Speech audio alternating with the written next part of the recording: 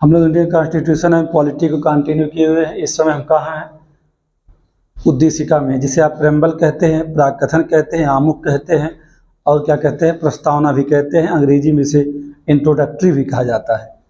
अब ये समझिएगा कि आमुख कहिए या प्रस्तावना कहिए या इंट्रोडक्टरी कहिए या प्राकथन कहिए, चाहे आप उद्देशिका कहिए चाहे प्रेम्बल कहिए, बात एक ही है। सीधी सी बात होती है कि उद्देशिका शब्द जो होता है उस उद्देशिका, चूँकि ये भी आप समझिएगा इसकी महत्ता क्या है। ये GS2 में जो आपका मेंस का एग्ज़ाम है, UPSC का GS2 हो चाहे आपका स्टेट PCS दे रहे हैं, UP PCS अगर दे रहे हैं तो वहाँ भी GS2 के पहले टॉपिक में ही उद्देशिका है। अगर आप देखिए तो GS2 में इसकी महत्ता इसलिए अधिक है कि सवाल बार बार इससे पूछे जा रहे हैं। कभी भी ऐसा नहीं हो रहा है किसी क्वेश्चन ना आए। किसी एक एग्ज़ाम में अगर नहीं आया तो दूसरे एग्ज़ाम में से आना ही आना है। ये कहीं ना कहीं सवालों से अंतर संबंधित होकर एग्ज़ाम में पूछ लिया जाता है। इसे जानना भी चाहिए, जो कि संविधान का पार्ट भी नहीं है। उद्देशिका सबसे पहली बात कि संविधान किसी भाग में है ही नहीं। आपसे कोई कहता कि उद्देशिका कहाँ, क्या संविधान के भाग में किसी में, कह दिए नहीं। उद्देशिका तो संविधान किसी भाग में नहीं है। आप पार्ट 1 की शुरुआत होती है कहाँ? आर्टिकल 1 से, तो वो तो क्या है, संघ एवं राज्य क्षेत्र है और इसके लिए कोई पार्ट है नहीं। उद्देशिका क्योंकि प्राकथन या आमुख कहिए, उद्देशिका के लिए संविधान में कोई भाग बनाने की जरूरत नहीं थी, क्योंकि किसी का जब जो परिचय देता है तो परिचय के लिए बस वो 8 लाइन 10 लाइन जितना गुणगान या उसके अंदर जितनी बातें हैं उसी के बारे में हम चर्चा कर लेते हैं। तो उद्देशिका वास्तव में पंडित जवाहरलाल नेहरू, किसके द्वारा?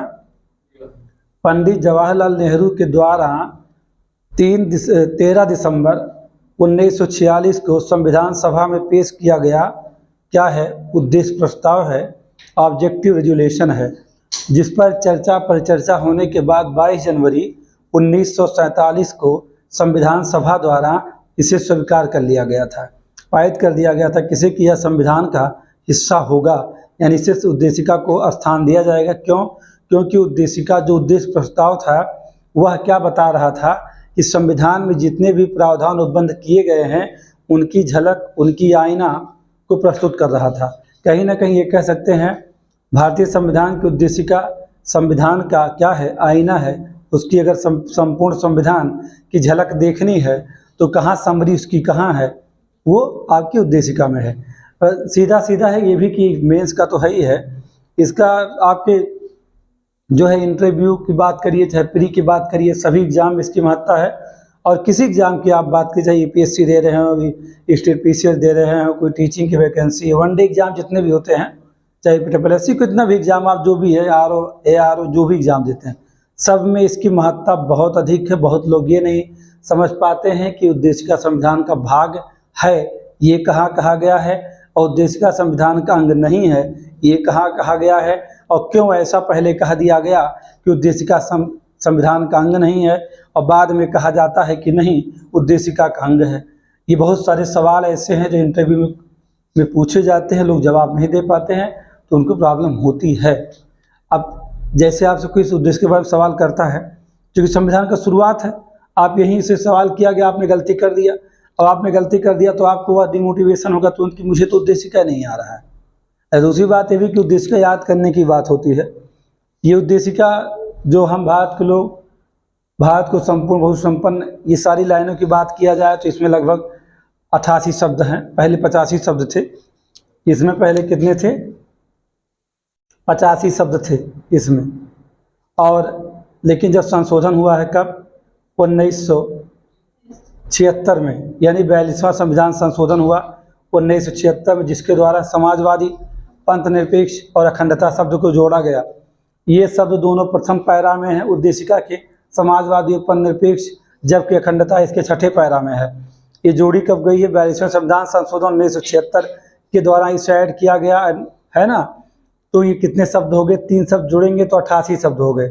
यानी आपसे सवाल किया जाए कि वर्तमान में उद्देशिका में कुल कितने शब्द हैं, तो आप बताएंगे 88 शब्द हैं। कितने लाइन है इसमें? 8 लाइन है। इस बात को अच्छे जानिएगा, है ना। कितने? 8 की बात की जाती है। ये लिखने का थोड़ा व्हाइट बोर्ड है तो स्पेस कम है, इसलिए इससे गलत तरीके लिख दिया गया, बाकी ऐसे लिखाई से नहीं जाता है, ये बात आप जानिएगा, ठीक। यानी पैरा की बात करेंगे तो 8 पैरा है, जाने रहिएगा, क्योंकि छठे पैरा में अखंडता आया है, प्रथम पैरा में समाजवादी और पंथ निरपेक्षता को जोड़ा गया है। ये बात समझे, पंथ निरपेक्ष धर्म निरपेक्ष दो शब्दों का प्रयोग होता है। एक माइनर डिफरेंट, हमारा जो हमारी मूल जो संविधान है, जो उद्देशिका, उसमें धर्मनिरपेक्ष न लिख करके क्या लिखा गया, पंथ निरपेक्ष लिखा गया है। क्योंकि पंथ क्या है, धर्म एक वंश है, पंथ क्या है, उसकी जातियां हैं। एक धर्म में हजारों पंथ हो सकते हैं, कई पंथ हो सकते हैं, है ना, एक ही धर्म के अंदर। तो अब हम बात करते हैं कि उद्देशिका में क्या मेंस के सवाल बन सकते हैं। हमें इसमें जानना क्या चाहिए, उद्देशिका की भूमिका हमें पता हो, यानी क्या, उद्देशिका में आप जो डायग्राम बनाते हैं तो प्रस्तावना से जुड़े जो मुख्य प्रावधान पहले उन पे आपको चर्चा करना चाहिए। उसमें क्या क्या प्रावधान है, उसकी भूमिका आपको लिखना चाहिए। प्रस्तावना का स्वरूप कैसा है, प्रस्तावना में जो मूल तत्व कौन से हैं जो निहित हैं, मूल तत्व प्रस्तावना क्या है। आपसे कोई सवाल करता है कि उद्देशिका के मूल तत्व कौन कौन से हैं, आप कोका जैसा मुंह बना के खड़े हो गए, हमको नहीं पता है, या आपने कहा मुझे पढ़ाया नहीं गया है, तो जब जिस दिन क्लास चल रही थी हम वहाँ अवेलेबल नहीं थे, या मास्टर कुछ पेट दर्द करने लगा उठ के चला गया था। मतलब बच्चों के पास बहाने 1,72,000 है, बना देंगे वो, ठीक। तो मूल तत्व क्या है, प्रस्तावना में प्रयुक्त महत्वपूर्ण शब्द कौन से हैं, और इस प्रस्तावना का महत्व उपयोगिता क्या है। आप एक गलती से मत सोचिएगा कि ये डायग्राम ही कंप्लीट हो जाता है और उद्देशिका ही पूरी होती, गलत, आप गलत सोच रहे हैं। इसमें कम से कम 8 डायग्राम बनते हैं उद्देशिका में, तब जाकर के इसके सवाल कंप्लीट होते हैं। 8 डायग्राम जैसे ये बना है, फ्लो चार्ट ऐसे ही बनेगा, तब जाके उद्देशिका पूरी होगी। कम से कम कितने पेज में, 15 पेज में। अगर आप मेंस लिखना चाहते हैं तो मेंस के लिए समझिएगा कि ऐसे नहीं है कि बस आप एक टाइप की बातों को जान ली हो गए, ऐसा नहीं। मतलब कम से कम यहाँ पर एक टाइप क्वेश्चन क्रिएट होते हैं उद्देश्य के साथ मेंस एग्जाम में, इसकी महत्ता बहुत है। तो एक जो पहला इसका डायग्राम बनता है मैं वो आपके सामने रख दिया हूँ। ये आपको पहले भूमिका पता हो, 2 बातें हों, क्या कि प्रस्तावना जुड़े मुख्य प्रावधान क्या वो हम जान लें, और प्रस्तावना से जुड़े विवाद क्या है, कि उद्देशिका संविधान का भाग या नहीं है, इन सारी बातों पर चर्चा कर लें। तो उसके बाद आप जो उसमें मुख्य प्रावधान है उसकी भूमिका, आपसे सवाल किया गया क्या, उद्देशिका से जुड़े मुख्य प्रावधानों पर चर्चा कीजिए, और कहा गया 125 शब्दों में लिख दो। अब मुख्य प्रावधान की बात को सीधा आ गया भूमिका, अब या सीधा कर लिया कि प्रस्तावना के उद्देशिका के स्वरूप को जो है स्पष्ट कीजिए, लीजिए। कहा क्या, कह रहा कि संविधान में दिए गए उद्देशिका के स्वरूप और उसके मूल तत्वों को ध्यान में रखते हुए उसकी महत्ता और उपयोगिता को सिद्ध कीजिए। वाह, हो गया सवाल, समझे, ऐसे सवाल हैं। ये जो लिखा गया है ये अपने आप में सवाल हैं। उद्देशिका के मूल तत्वों पर चर्चा कीजिए। वाह, मूल तत्व तो 3 हैं। हम भारत के लोग की चर्चा क्या करें भाई, तो 3 शब्द है, यही आप कह देंगे कि सर 3 शब्द हम क्या करें, उसको 3 शब्द में क्या लिख दें। अरे नहीं, यहाँ तो हम तुम क्यों नहीं यूज किया गया। हम और तुम में क्या अंतर है, तुम अकेला है और हम सारे हैं, यानी चाहे जितनी जनसंख्या हो जाएगी देश की हम लोग हैं, मतलब इसीलिए हम क्या लिखा गया, हम भारत के लोग। तो सवाल आप ऐसे हम बनाएंगे। अब हम इस पर चर्चा शुरू करते हैं कि आखिरकार उद्देशिका क्या है। एक पहले जानिएगा इसकी भूमिका की अगर बात किया जाए, इसकी भूमिका क्या हो सकती है। भूमिका में कुछ ऐसा नहीं, आपकी खुद की घिसी पिटी बातें हैं कि उद्देशिका वो है जो किसी अधिनियम, मोस्टली सभी अधिनियमों में उद्देशिका होती है। यानी उद्देशिका का मतलब उद्देश्य क्या है, इस अधिनियम का मतलब क्या होता है, कानून है, विधि है, आप ऐसा बोलते हैं। इसका चर्चा मैं किया हूँ कई बार आपसे। तो कोई भी अधिनियम होता है, चाहे जो अधिनियम हो, चाहे इंडियन पेनल कोड था, आज के भारतीय न्याय संहिता हो गई है ना, BNS, या हमारे यहाँ जितने भी कानून हैं, सभी कानूनों का क्या है, एक उद्देश्य होता है। जैसे आप तैयारी कर रहे हैं सिविल की, तो आपका भी क्या है, उद्देश्य है। उद्देश्य ना होता कि हमारे इस कंधे पे सितारे सज जाएं, और सितारे ना सज जाएं तो हम सितारों को अपने पीछे घुमाते रहें, ऐसा सोचेंगे। क्योंकि 2 ही पोस्ट दमदार होती है। APSC में बहुत सारे लोग IPS को पसंद करते हैं कि हम IPS बनेंगे तो उन्हें सितारे चाहिए कंधों पे अपने, और कुछ ऐसे होते हैं जो कहते हैं नहीं मैं सितारों को के बीच में चलूँगा, यानी जो IAS होता है सितारों के बीच में होता है, उसके साथ सभी पुलिस वाले होते हैं, है ना। तो आप जिस एग्ज़ाम को देना चाहते हैं ना, इन दोनों एग्जाम की बात करें तो आपका उद्देश्य कहाँ है? आपकी तैयारी करने का उद्देश्य छिपा है क्या? या आप आईएएस बन जाइए, आईपीएस बन जाइए, आप डीएम बन जाइए, पीसीएस दे रहे हैं तो आप कहेंगे एसडीएम बन जाएं, डीवाईएसपी बन जाएं, ऐसा आप सोचते हैं। यही तो आपका उद्देश्य, सबका उद्देश्य है। अगर बिना उद्देश्य के पढ़ रहे हो, उद्देश्य ही नहीं है, तो उद्देश्यहीन जीवन व्यर्थ है। हाँ, किसी को अगर ज्ञान लेना है तो फिर नहीं कोई मतलब। उद्देश्यहीन, आपका उद्देश्य जो है उसे पूरा करने के लिए अंतिम तक प्रयत्न करना चाहिए। बाद में जो होगा सो होगा, देखा जाएगा। आपका प्रयत्न अच्छा है तो जाहिर सी बात है कि उद्देश्य आपका पूरा होगा। प्रयत्न अगर अच्छा ना हो तो पूरा नहीं होगा। और ये भी बता दें, कभी ऑब्जेक्ट बार बार बदलते नहीं हैं। आज कुछ और, कल कुछ और। आज हम कुछ और कर रहे हैं, कल कुछ और करेंगे। तो अगर एक छोटा सा एग्जाम्पल, मैं चूँकि जिस चैप्टर को पढ़ा रहा हूँ, अगर आप थोड़ा सा सीरियस होगे, एकाग्र होगे, तो सारी बातें समझ जाएंगे। ऐसे छोटी सी बात यह है कि आप, हमारा देश गांव में बसता है, तो गांव में किसान बसते हैं, शहर में नहीं किसान बसते हैं, गांव में बसते हैं किसान। अगर किसान ने डिसाइड कर दिया कि आज मुझे धान की रोपाई करनी है, और धान की रोपाई उसने करवा दिया, अब उसका उद्देश्य क्या है कि हम बासमती चावल खाएंगे ना, इसी ने उगा रहा है, या उसको बेच करके अपने घर में खर्चा चलाने के लिए ऐसा कर रहा है। लेकिन सडनली वो 2 दिन बाद कर, नहीं, धान की बजाय कोई और फसल उगाएंगे। अब गया धान को जो रोपाई करवाया तो खड़वा फेंकवा दिया। तो उद्देश्यहीन प्राणी का जीवन व्यर्थ है। नुकसान समय का हुआ और उसमें संसाधन जो आपने यूज किया उसका हुआ। तो ये जानते हैं, हमेशा एक लाइन याद रखना चाहिए कि आप जिस उद्देश्य के लिए मैदान में उतर गए, आप उस उद्देश्य से हटिए नहीं। या तो आप आइए नहीं, या तो उस क्षेत्र में मत आइए। नहीं है दम तो मत जाइए, उस क्षेत्र से दूर रहिए, क्योंकि नुकसान होता है, समय आपका उसमें बहुत नुकसान हो जाएगा। तो जैसे हमारा उद्देश्य होता है, हम कंप्यूटर हैं, तो आपका ये उद्देश्य इस चीज़ का है ना कि हमें ये बनना है, इसलिए आप जी जान लगा के बैठे हुए हैं। अगर आपका जैसे उद्देश्य बन जाए कि नहीं हमें अध्यापक बनना है, टीचर, तो फिर इसके पढ़ने कोई बहुत मतलब नहीं, इसका तो लेवल डाउन हो जाता है। अगर उद्देश्य बन गया कि हम बन जाए, कुछ लोग गांव में कहते हैं, गांव की बात होती है कि गांव में लोग क्या कह देते हैं कि बहनी का कर बालू, तो कहीं अरे ना जान ली, हम तो BA में सबे पास हो गई। लेकिन यह समय क्या करते हो तो कहेंगे कि यह समय हम फार्म डाली थे, फार्म, मुर्गी फार्म, पिग फार्म या फार्म हाउस बना रहे हो, पता नहीं, कहेंगे फार्म डाली थे, ऐसे बोली हैं गांव वाले। मतलब इसी भाषा में बात करते करते फार्म डाल रहे हैं। फार्म डाल रहे हैं, कौन सा फार्म? जितना आएगा उतना डाल लियो भाई, जितना आएगा उतना सारे एग्जाम के पास हो जाओगे, नहीं हो ना। उद्देश्य तो किसी एक को पूरा करोगे ना, एक ही तो होगा। जैसे कि अब जो सिविल की तैयारी करते हैं उनके पास कई एग्जाम होते हैं, ये सही चीज़ है। GS बेस्ड जो एग्ज़ाम होता है वो निकाल सकते हैं, कोई समस्या उन पर नहीं होती है, तो वो किस एग्ज़ाम को अपना देख लेते हैं। लेकिन एक बात हम बता दें कि बहुत ही जीवट होते हैं जो किसी पोस्ट पे होने के बाद में PCS और IAS बनते हैं। ऐसे लोगों की संख्या उंगलियों पे होती है देश के अंदर। अगर 140 करोड़ देश की जनसंख्या, तो ऐसी संख्या 1 और 2 होती है, चाहे वो UPSC की बात करो, चाहे स्टेट PCS की बात करो। ऐसे लोग 1-2 कहीं होते हैं, और ऐसे लोग होते हैं जो कभी बहुत अधिक समय तैयारी कर चुके होते हैं। सर, उसके बाद टीचर हो गए हैं और अधिक समय 10 साल PCS तैयारी की, 8 साल किए, तैयारी उनकी अच्छी थी, लेकिन किन्हीं कारणों से वो नहीं हो पा रहे थे। उन्हें मिल गया जॉब अपना जीवन चलाने के लिए, और वो कहीं टीचर बने, कहीं कुछ कर रहे। उसके बाद या कांस्टेबल थे, उसके बाद क्या हुआ कि वो अपना तैयारी थी ही, एग्ज़ाम दिए, हो गया, कॉन्फिडेंस उनके अंदर बूस्ट कर गया। तो ऐसे लोग अलग हैं, उनकी संख्या कम है।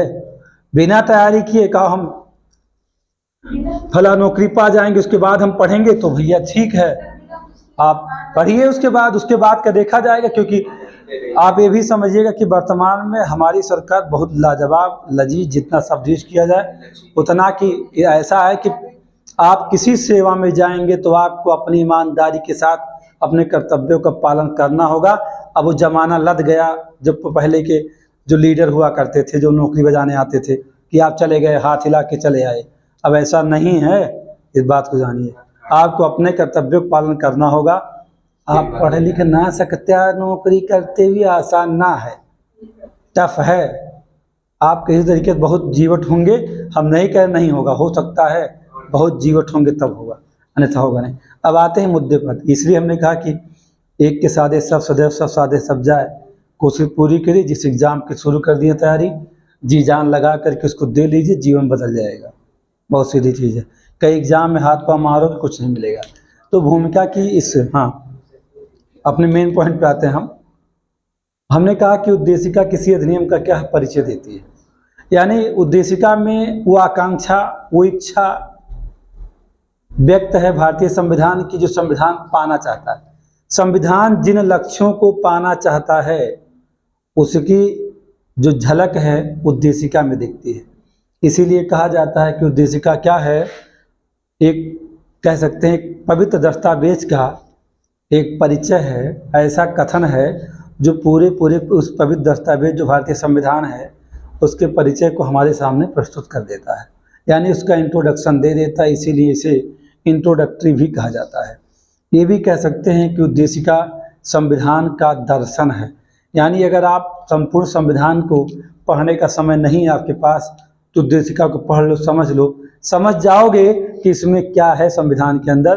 क्योंकि जब लिखता है कि हम भारत के लोग भारत को संपूर्ण प्रभुत्व संपन्न बनाएंगे, तो आप समझ जाइए कि हम देश को क्या बना रहे हैं, एक स्वतंत्र एक शक्तिशाली राष्ट्र का निर्माण करने जा रहे हैं। हम समाजवादी क्या करते हैं, समाजवादी पार्टी नहीं भाई, नहीं यार सोचिए, समाजवादी पार्टी है ना, समाजवादी पंथ निरपेक्ष लोकतंत्रात्मक गणराज्य बनाने के लिए तथा उसके समस्त नागरिकों को, यहाँ तक कि जब आप बात करते हैं तो जानते संपूर्ण प्रभुत्व संपन्न एक विशाल शब्द जो देश को शक्तिशाली राष्ट्र के रूप में व्यक्त करता है। कहाँ, अंतर्राष्ट्रीय स्तर पर देखेंगे तो यह राज्य है, लेकिन सही इस उद्देशिका में राष्ट्र शब्द का प्रयोग किया गया है। इस बात को कल मैं चर्चा कर चुका हूँ आपसे। लोकतंत्रात्मक गणराज्य बनाने की के लिए तथा उसके समस्त नागरिकों को, यहीं आप इन कहाँ 4-5 शब्दों में ही चीज़ों को समझिएगा।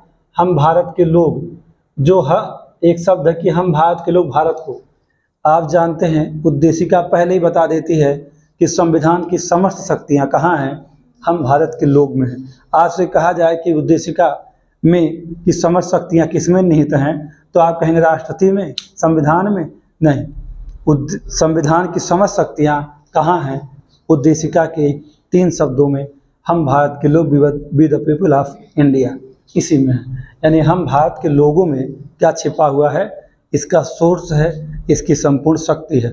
दूसरी बात यह है कि जवाहरलाल नेहरू ने जब इसे 13 दिसंबर 1946 डेट याद कर लीजिएगा, और उद्देशिका का जो विचार है वो अमेरिका से लिया गया है, ये भी जानिएगा। इसकी भाषा ऑस्ट्रेलिया से प्रभावित है, यहाँ के पीटी में सवाल पूछा जाता है।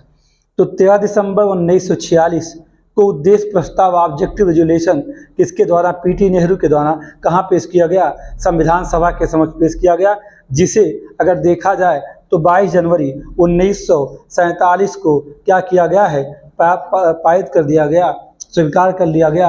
और बाद में संविधान जब पूर्ण हुआ तो इसे उद्देशिका के स्वरूप में पहले हिला करके जोड़ दिया गया। इस पर चर्चा मैं पहले भी कई बार कर चुका हूँ। हमने कहा उद्देशिका किसी भी अधिनियम के उद्देश्य को प्रस्तुत करती है, उद्देश्य को बताती है। इतना शब्द अगर आपको याद है तो समस्या नहीं है। किसी भी कानून, किसी संविधान भी एक विधि ही है। किसी विधि, किसी कानून के उद्देश्य को प्रस्तुत करने वाला क्या उद्देशिका बन जाता है, प्रस्तावना बन जाता है, इंट्रोडक्टरी बन जाता है। अब इस उद्देश्य प्रस्ताव को संविधान में लाने की मंशा क्या रही होगी, वो संविधान निर्माता क्या पागल थे? अगर वो इस बात को देखिए, ये भी बता दें, उनका उद्देश्य एक था कि हमें वर्तमान में लिखना है अपने देश के लिए संविधान। अगर वो बार बार उद्देश्य बदलते तो बीच में 8 अनुच्छेद और 7 अनुच्छेद का संविधान लिख के रख देते, जैसे कि अमेरिका का संविधान है, ऐसा कर देते ना। लेकिन उन्होंने लक्ष्य तय किया था कि हमारा लक्ष्य क्या है, हमारा लक्ष्य भारत को एक संपूर्ण प्रभुत्व संपन्न समाजवादी पंथ निरपेक्ष लोकतंत्रात्मक गणराज्य बनाने की, ऐसा लक्ष्य है। अपने उस लक्ष्य को उन्होंने उद्देशिका के पहले ही तय कर दिया। ये 3 शब्द समाजवादी पंथ निरपेक्ष और अखंडता बाद में जोड़े गए हैं, तो इसे घबराइएगा नहीं, जाने रहिए। लेकिन इसका जो उद्देश्य है वो पहले बता दिया जाता है क्या, कि हम भारत के लोग भारत को संपूर्ण प्रभुत्व संपन्न, ये 2 शब्द हटाएंगे तो 42 में आएगा 76 में, लोकतंत्रात्मक गणराज्य बनाने के लिए तथा उसके समस्त नागरिकों को। अब आप समझिएगा हम देश को क्या बना, अब वर्तमान की स्थिति संशोधन के बाद देखते हैं हम कि हम भारत के लोग भारत को संपूर्ण प्रभु संपन्न समाजवादी निरपेक्ष लोकतंत्रात्मक गणराज्य बनाने के लिए तथा उसके समस्त नागरिकों को। समस्त नागरिक कौन? जो हैं, जो अभी हैं, जो पैदा होंगे, जो अभी हैं वो पैदा होंगे वो, और जो थे वो निकल लिए हैं, वो भी सबकी बात है। क्योंकि जीवन जब तक आके तब तक संविधान आप पे लागू है, अब आपके मरने के बाद भी लागू है। कहेंगे ये कैसे, हम तो मर गए, अब हमसे क्या मतलब संविधान से? अरे भाई, आपके साथ कुछ हो जाता है, मर जाते हो, लाश तुम्हारी पड़ी होती सड़कों पर, तुम्हें बचाने के लिए कौन आता है? साहब का सही से दाह संस्कार, अंतिम संस्कार कर दिया जाए, आपके उत्सव के साथ न्याय हो, इसका जिम्मेदार कौन है? संविधान है ना। नहीं तो हत्या करके फेंक देते हैं, रेप करके फेंक देते हैं, तो फिर मर के जाने तो क्या फर्क पड़ता है? जो है उनको देखो। ऐसा नहीं है कि आपके आने से पहले और रहते समय और जाने के बाद तीनों टाइम में आपके साथ है। कितना पवित्र दस्तावेज है। उस संविधान निर्माताओं को कितना धन्यवाद देंगे, जितना दीजिए उतना ही कम है, कि आपके आने से पहले भी आपकी संरक्षा में है, और आपके जब आ जाएंगे, जब तक रहेंगे तब तक आपके लिए रहेगा, और जैसे निकल लोगे तब भी आपके ऊपर है। क्या बात है भाई, ऐसा तो कोई करेगा नहीं। आपके मरने के बाद तो तुरंत ही आपकी फ़ोटो और खींच करके रख लेंगे, फिर लगाएंगे नहीं। आपके जितना भी सामान होगा उसको तुरंत क्या करेंगे, विसर्जित कर देंगे।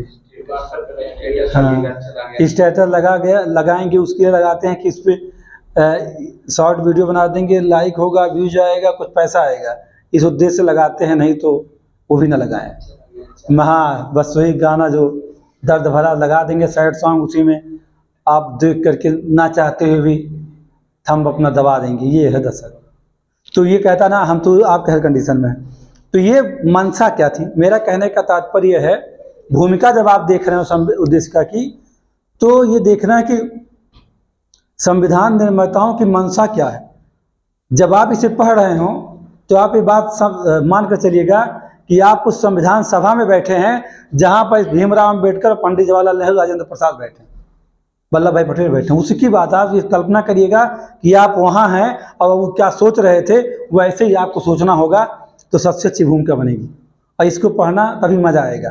संपूर्ण संविधान आपको कहाँ बैठ के पढ़ना है? संविधान सभा में बैठ के पढ़ना है, तब आपको कुछ भी मिस नहीं करेगा। अगर इसे आप एक जानकारी की तरह लेना चाह रहे हैं तो मैं बता दूं कि आपको आएगा नहीं। सबसे आसान सब्जेक्ट है जीएस में, इससे ज़्यादा आसान सब्जेक्ट कोई नहीं है। और बहुत सारे लोग समझ भी नहीं पाते, उम्र निकल जाती है और जान ही नहीं पाते। मेरा कहने का मतलब सीधा एक है, हमारे संविधान निर्माताओं की मंशा थी। कैसी मंशा थी? इसके निर्माण के पीछे, संविधान का जो निर्माण हो रहा है, इसके पीछे का इतिहास देख लो। पहले सड़कों पर क्रांतिकारी धरना देते थे, लाठियां खाते थे, गोली खाते थे, कितना शोषण सहते थे। तो यानी इसके संविधान बनने के पीछे का जो इतिहास है उसको समझ लो, भूलो नहीं। तुम्हारी औकात क्या थी? किसी जमाने में तुम कुछ ले जाते थे। संविधान सभा में ये नहीं सोचे कि अब तो हम आज़ाद हो रहे हैं, अब हम राजा ना।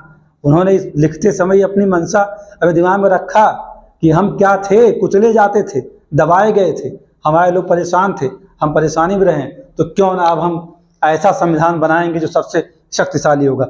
दुनिया का सबसे शक्तिशाली प्रभावशाली संविधान है भारतीय संविधान। इतना प्रभावशाली संविधान कोई नहीं जिसकी आयु 1000 साल है।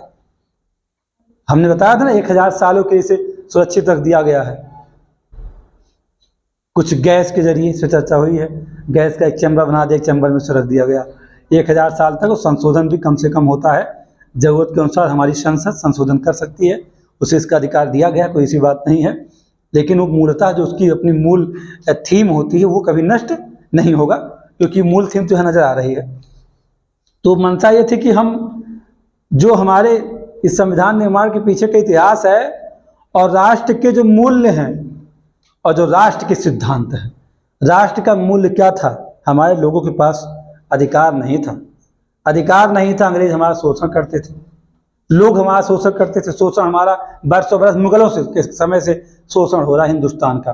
अंग्रेज तो थे ही, उसके पहले की बात करोगे जब आप, तो जो मुगल काल है या सल्तनत है, आप मेडाइवल हिस्ट्री को पढ़ते हैं तो वो भी हमारा शोषण ही कर रहे थे।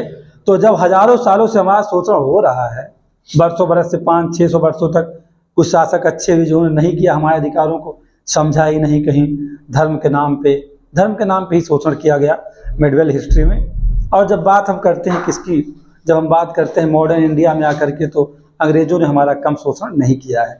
तो हमारी मंशा क्या है, हमें इस बात को भूलना नहीं चाहिए कि हमारा तो शोषण बहुत हुआ है।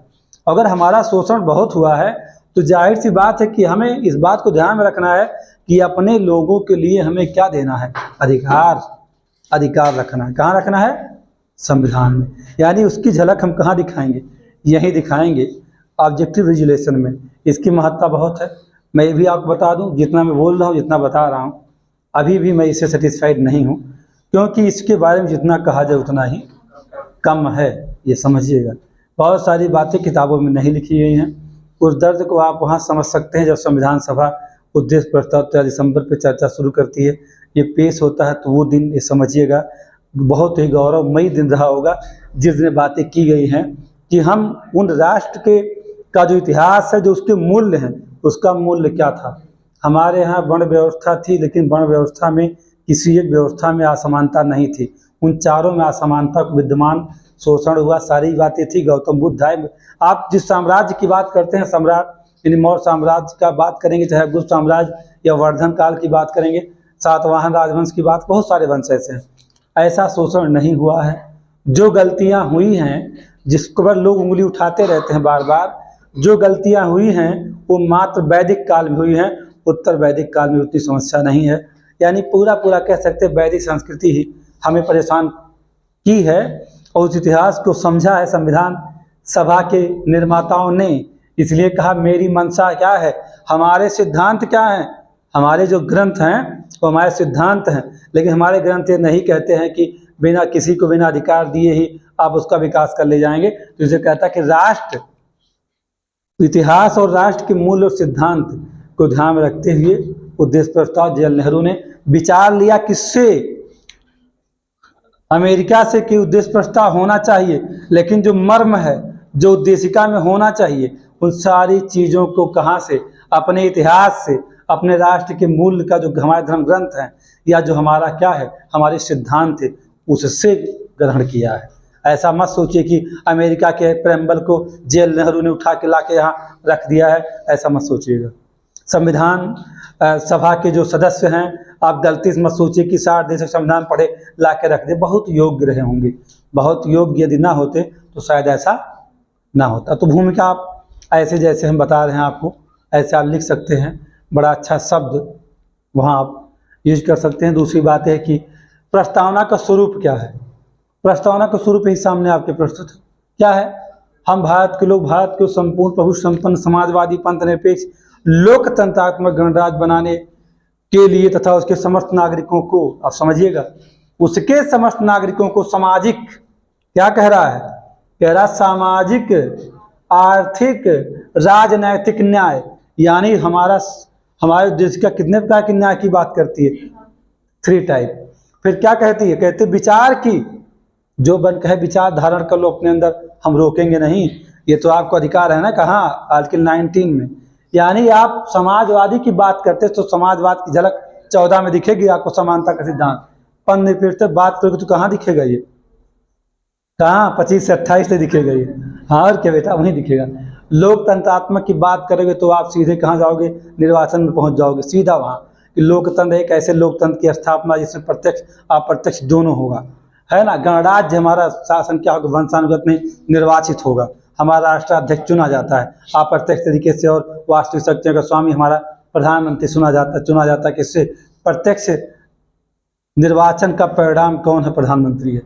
आप इतनी सारी बातें समझोगे ना, बहुत ही मज़ा आता है इसमें। ये पढ़ने में मज़ा तभी आएगा जब इसे थोड़ा सा आप ये समझेंगे कि हमारा है ये, मतलब इस संविधान से आपको मोहब्बत करनी होगी, गीता से कम नहीं। अगर गीता, मतलब श्री भगवत गीता की बात कर रहा हूँ मैं, उस गीता की जितनी महत्ता है, जितना पवित्र हमारे लिए है, उतना ही पवित्र वर्तमान में संविधान है। इसको लेके कभी आपके अंदर घृणा जैसा शब्द या इससे कभी ऐसा शब्द मत यूज करिए, ना कभी इसका उल्लंघन करना चाहिए, ना इसकी अवहेलना करनी चाहिए। कुछ लोगों को समझ में आता है कि संविधान इसलिए नहीं ठीक है क्योंकि डॉक्टर भीमराव अम्बेडकर ने लिखा है। तो ये बात समझिएगा, लिखने वाला जो था उसने राष्ट्र के सिद्धांत को, राष्ट्र के मूल्य को समझा था, तब लिखा है। हाँ, अब उन्होंने लिखा तो थोड़ा सा उनको भगवान मान लेते हैं लोग और थोड़ी सी आलोचना करते हैं। तो जो जिस योग्य रहता है, जो अगर अधिकार देता, मैंने कहा था कि मूल्य सिद्धांत को समझ लिया। डॉक्टर भीमराव अम्बेडकर को क्या लगा था कि हमारा शोषण हुआ, कब? पहले बहुत शोषण हुआ था, इतना शोषण हुआ था अंग्रेजों ने किया ही, उसके पहले जो थे वो भी किए। तो उसका अंत कैसे करेंगे? अधिकार दे के करेंगे। यानी अगर हम अधिकार दे देते हैं अपन किसको, कि लोग समान हो जाएं, लोग धर्म के मामले में उनको अधिकार दिया जाए, जो बातें की जा रही हैं, सामाजिक न्याय हो उनके साथ, तो समानता का सिद्धांत करेंगे ना। 14 से 18 रख दिया। आर्थिक न्याय की बात राज्य के नीति तत्वों को रख दिया। राजनीतिक न्याय की, आप जो चुनाव लड़ना चाहें, आपको आज़ादी, भाई लड़ो चुनाव, वोट दे का अधिकारी बा, अधिकार आपके पास है, और चुनाव लड़ने का भी अधिकार आपके पास, आपके हाथों में है। विचार की क्या वो 19 जो मन का विचार धारण करो, लेकिन ऐसा विचार ना धारण करना कि वो उससे क्या हो जाए कि जो है अखंडता टूटने लगे देश की, या संविधान के जो लक्ष्य हैं उसमें तुम क्या बाधा बन जाओ, अखंडता टूटे, जादू व्यवस्था क्या अव्यवस्था उत्पन्न हो जाए। आप जानते हैं आर्टिकल 19 में, 19 के साथ निर्बंधनों के अधीन है संविधान के जितने मूल अधिकार और निर्बंधनों के अधीन, अपवादों के अधीन है। उसमें जब आप पढ़ते हैं तो आपको कुछ वहाँ निकल के आता है, जो विचार करो अभिव्यक्त करो। विचार मन में रखे थे, गलत विचार ना रखो भाई। अगर आपका विचार स्वस्थ है तो अपवादों के अधीन आप नहीं, कोई टेंशन नहीं आपको आपका राइट हो। लेकिन अगर आप विचार गलत रखते हैं, किसी बात दुर्भावना रखते हैं कि अभी गेट पे खड़े होंगे, विचार बना लिए हैं, कितने बजे? 4 बजे के 30 मिनट पे, जब वो निकलेगी तब बताएंगे। अब अभिव्यक्त करने जा रहे हैं, क्या अभिव्यक्त करने जा रहे हैं भाई? अब समझ सकते हैं, कमेंट जो होता है, जो शब्द आपके पास होगा अच्छा बुरा हो आप यूज कर लेंगे, तो आपको उस बोले का अधिकार नहीं। मानहानि, डिफामेशन दंडात्मक है वो, तो ऐसा नहीं कर सकते हो। यानी आज़ादी पूरी मिलेगी विचार की, अभिव्यक्त की, और किसकी? विश्वास की। आप विश्वास रखो, आपको लगता है कि आप किसी दरगाह में भरोसा करते हैं, बेशक करिए, आपको आज़ादी दी गई है। आपको लगता है कि आप राम जी को नहीं मानना चाहते, मत मानिए, आप जिसको मानना चाहते हैं मानिए। कबीर जी को मानिए, रविदास जी को मानिए, अम्बेडकर को मानिए, बुद्ध जी को मानिए, महावीर स्वामी को मानिए, हनुमान, जिसको बन गया उसको मानो। कह रहा बिल्कुल आपकी मैं भावना को समझ लिया हूँ। इसीलिए मैंने कहा संविधान निर्माताओं की मंशा क्या थी, वो है उद्देश्य क्या, उनकी इच्छा क्या थी, उनके अंदर जो उबाल मार रहा था कि हमारी इच्छा क्या है, हम कह दें तो क्या करें, क्या हम परोस दें, क्या बना दें। तो उनकी इच्छा यही थी कि हम ऐसी आज़ादी देंगे कि वहाँ सामाजिक न्याय होगा, आर्थिक न्याय होगा, राजनीतिक न्याय होगा, उनके अंदर क्या होगा, विचार की आज़ादी होगी। जो मन का विचार धारण, जो मन के अभिव्यक्ति कर दो, कोई समस्या नहीं, बोलो, दिल खोल के बोलो। ऐसा मत बोलना कि समस्या हो। अगर अव्यवस्था उत्पन्न, अखंडता टूटी और किसी को कोई कष्ट हुआ, यानी निबंधनों में अगर आ गए, तो तुम्हें बोलने से, अभिव्यक्त करने से रोक दिया जाएगा। मत बोलो बेटा, ठीक नहीं है। किसी को चोर नहीं कहो, तुम चोर हो, तो गलत है ना। बस ये अगर सत्यवाद का लांछन लगा, अभिव्यक्ति ऐसी हो, अगर सत्य है वो, तो वह दंडात्मक नहीं है। ये जाने देखिए, सत्यवाद का लांछन कभी भी लगाया जा सकता, किसी गुण अवगुण की चर्चा एक साथ की जा सकती है, ये मानहानि नहीं है।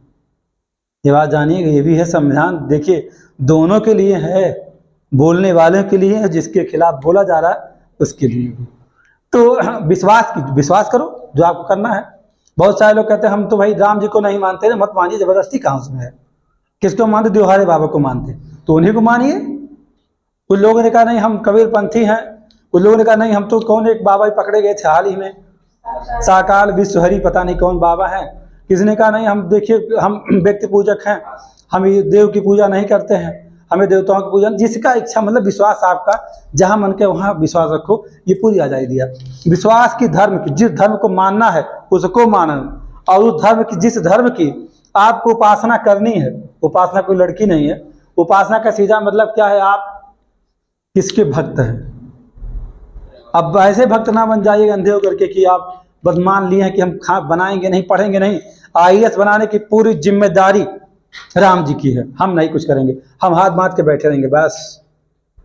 हम किताब भी नहीं खरीदेंगे, लक्ष्मीकांत तो भी नहीं पढ़ेंगे, तो भाई उसमें राम जी क्या करेंगे। आपका कर्म होगा और उनका आशीर्वाद होगा तो आप सफल हो जाएंगे, ये कह सकते हैं आप विश्वास करिए, उनकी उपासना करिए। मैं नहीं कह रहा हूँ भाई आप कहीं जबरदस्ती करिए, आप स्वतंत्र हैं, संविधान आपको आज़ादी देता है। उपासना की स्वतंत्रता, पूरी आज़ादी। यहाँ कितनी बातें हुई, 1 2 3 4 5 5 बातें हैं और पीसीएस प्री एग्जाम में पूछा गया, क्रम लगवाया है, ध्यान रखिएगा आप। यहाँ 3 हैं और यहाँ कितने हैं? 5 हैं। और जानते हैं प्रतिष्ठा, समानता की बात का, समानता कितने? समानता 2 है। प्रतिष्ठा अवसर की, प्रतिष्ठा सम्मानित जीवन जिए ना, आपको रोका नहीं जाएगा। सम्मानित जीवन कैसे मिलेगा? अरे भाई छुआछूत करोगे तो सम्मानित जीवन मिलेगा नहीं ना। तो क्या है, जिस संविधान निर्माताओं ने मूल्य को समझ लिया था। कितना दर्द है, कोई ऐसा समय रहा है कि इतना छुआछूत किया गया कि बेचारे पानी जो है तालाब से नहीं ले पाते थे, कुएं से पानी नहीं पी पाते थे, मर जाते थे, बिना पानी के मर जाते थे। तो मर्म को समझा था, वो दर्द को जाना था कि हाँ भाई देखिए ऐसी आज़ादी हमें देनी पड़ेगी, सामाजिक न्याय करनी पड़ेगी। हमने कहा कि हाँ, उस समय सहता नहीं थे, उस समय विचार लोगों के अलग अलग थे। उसमें एक समय ऐसा भी देश में रहा है कि ऐसे ऐसे विचार रहे कि शोषण हुआ है। कोई ऐसी बात नहीं, अंग्रेज तो किए ही, अंग्रेजों के अलावा जो यहाँ के लोग थे उन लोगों ने भी शोषण किया है। कि भेदभाव बहुत ही था शूद्रों के साथ, जिसमें क्या कहते हैं, तालाब है तो वहाँ सार्वजनिक मंदिर है, मंदिर प्रवेश करने, देवालय में जाने से रोका जाता था। अगर कोई मंत्रों का उच्चारण सुन लेता था शूद्र तो उसके कान में शीशा फोड़ के डाल दिया जाता था। ये सब क्या है? ये एक समय का दर्द है किसी का, ये कभी किसी का दर्द था, उसको समझा गया, इसीलिए सब रखा गया। तो ये मंशा है, किसकी मंशा? अब एक लाइन कहो कि उद्देश्य का क्या है? संविधान निर्माताओं की मंशा है, हम चाहत का है, बस वही है। पहले में लिख दिए, आप पहले ही समझ जाओ कि अंदर में क्या है। यानी लिफाफा खोलने से पहले ऊपर के श्रृंगार को देख के समझ जाओ इसके अंदर क्या है। ऐसा तो नहीं कि कोई वायरस आ गया है मारने के लिए हमको। हाँ भाई, ऐसा भी हो सकता है, बायोलॉजिकल वार शुरू हो गया हो। तो अब क्या, अवसर की समता प्राप्त करने के लिए, यानी समता कितनी है? 2, 3, 5 और 2, यही तो है। और एक क्या था बेटा उसमें? बंधुता का। यहाँ ऐसा सवाल पूछा गया है, एग्जाम प्री में आ चुका है। तो तथा उन सब में व्यक्ति की गरिमा और राष्ट्र की एकता, अखंडता, अखंडता जो कि 6ठे पैरा में है, इसे जोड़ा गया है 42वें संविधान संशोधन 1976 में। सुनिश्चित करने वाली बंधुता बढ़ाने के लिए दृढ़ संकल्प होकर अपनी इस संविधान सभा में आज दिनांक 26 नवंबर 1949 मिति मार्गशीर्ष शुक्ल सप्तमी संवत 2006 विक्रम को एतद द्वारा इस संविधान को अंगीकृत का मतलब क्या है? धारण कर रहा हूँ। आप क्या धारण कर रहा हूँ? अब अपने संविधान को क्या कर रहा हूँ? अंगीकृत कर, यानी अपने शरीर पूरी तरह अपने अंग अंग में बसाने वाला हूँ। यानी कहाँ? वाय शरीर की बात कर रहा है। अब आप सोचिए, जिस दिन ये ऐसा कर रहे होंगे, पढ़ रहे होंगे, उस दिन तो रो रहे होंगे ना संविधान सभा में जो उसके निर्माता है, उस दिन तो रोए होंगे ना कि बहुत कष्टों के बाद मिला है कुछ, हमें बहुत कष्टों बाद पाए थे इसको ना, बनाए थे। तो अधिनियम, और क्या लिखा? अधिनियमित। अधिनियमित का मतलब ये समझिएगा आप, मैं अपने ऊपर इसे लागू करता हूं, ग्रहण कर रहा हूं, है ना। तो उसके साथ साथ में इसे क्या करूं? अपने ऊपर लागू भी कर रहा हूं। और फिर कहता आत्मार्पित, आत्मा को अर्पित करता हूं। ये हैं शब्द इसके, इसको ऐसे मत समझिएगा उद्देशिका पढ़ रहे, बस उद्देशिका पढ़े तो गुरुजी। अरे उद्देशिका ऐसे नहीं है भाई। फिर भी मैंने भी एक लाइन आपसे कहा कि मैंने आपको अभी बहुत कम बातें बताई, हम नहीं संतुष्ट हैं जो है वो है, अभी सारी बातें निकल नहीं पाई हैं जितनी निकलनी चाहिए थी, और भी बातें। हाँ, तो ये उद्देशिका, आप भूमिका, इसका स्वरूप यही है। क्या उद्देशिका के स्वरूप की जब बात की जाती है, आपसे कहा जाए कि उद्देशिका के स्वरूप को बताइए, तो उद्देशिका का स्वरूप क्या है? यही है, यानी कि भूमिका हो गई, स्वरूप हो गया। अब आपको इसे देखना है, इस प्रस्तावना के मूल तत्व कौन कौन से हैं। मूल तत्व की बात करोगे तो 3 कहीं बताया जाता है, कहीं 4 शब्दों में निहित बताया जाता है। क्योंकि आप इस बात को जानिएगा कि हमने कहा था कि हम भारत के लोग, क्या लिखा है? हम भारत के लोग। इसे आप 4 शब्द भी कह देते हैं, लेकिन चूंकि जो का है एक अक्षर के समान शब्द से नहीं गिना जाएगा, तो ये कहा जाता है कि 3। इन 3 शब्दों में जैसे हमारे शरीर 5 तत्वों से बनी है, तो हमारे उद्देशिका के मूल तत्व क्या है? 3 है। ये बात ध्यान रखिएगा। क्या 3 क्या मूल तत्व हैं? 3 मूल तत्व पूछा गया, प्रस्तावना में निहित मूल तत्वों पर चर्चा कीजिए। अब मूल तत्व जब उसने कहा तब आपने घसीट दिया, इसको नहीं ध्यान दिया। संपूर्ण बहुत संपन्न समाजवादी पंद्रह पेज, एक एक शब्द की हेडिंग बनाया बनाया लड़कियां लिखना शुरू कर दी। लाभ भाई तो गड़बड़ा दिया। ये नहीं पूछ रहा था आप तो ये शब्दों का आप ऐसे करना शुरू कर दिए। वो नहीं पूछ रहा है, वो तो कह रहा कि मूल तत्व क्या है, यानी इस उद्देशिका का प्राधिकार कहाँ है, इस संविधान का स्रोत ही कहाँ है। तो भारतीय संविधान की उद्देशिका में 3 मूल तत्व हैं, ये बात ध्यान रखिए आप।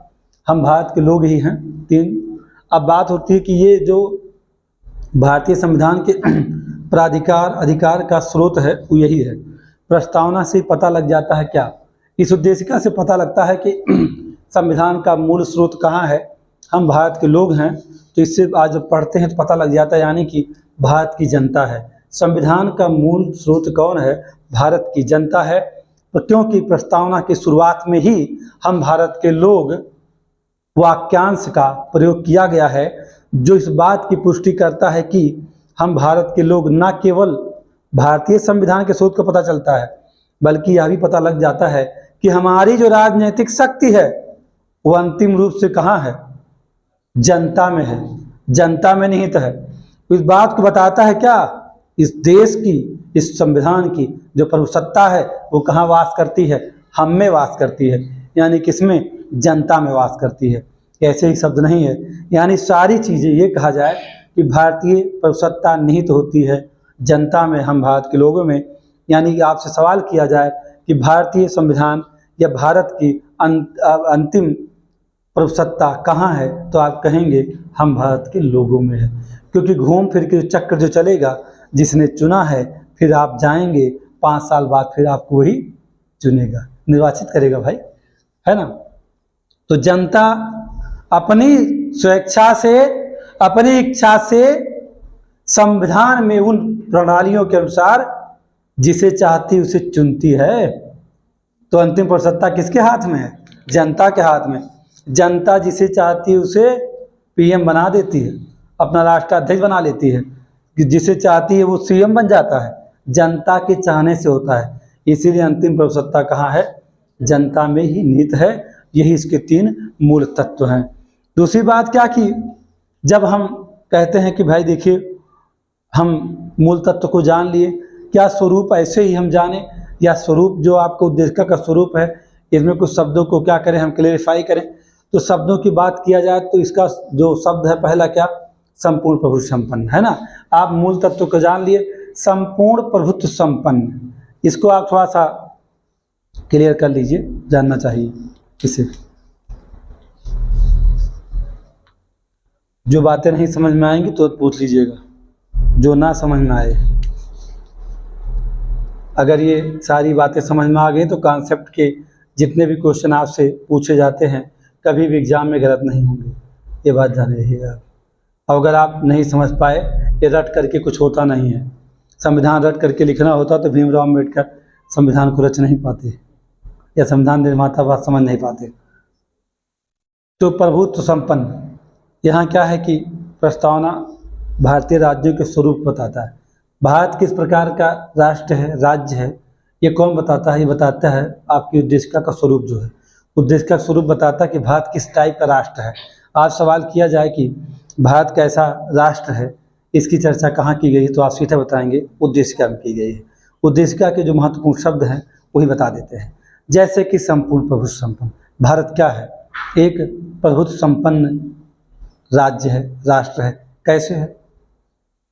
यह अपने आंतरिक मामले में या अपने बाह्य मामले में किसी की बात नहीं सुनता है, किसी के इंटरफेयर को स्वीकार नहीं करता है, और जो अपने आंतरिक और बाह्य मामले में निर्णय स्वयं करता है वो क्या होता है?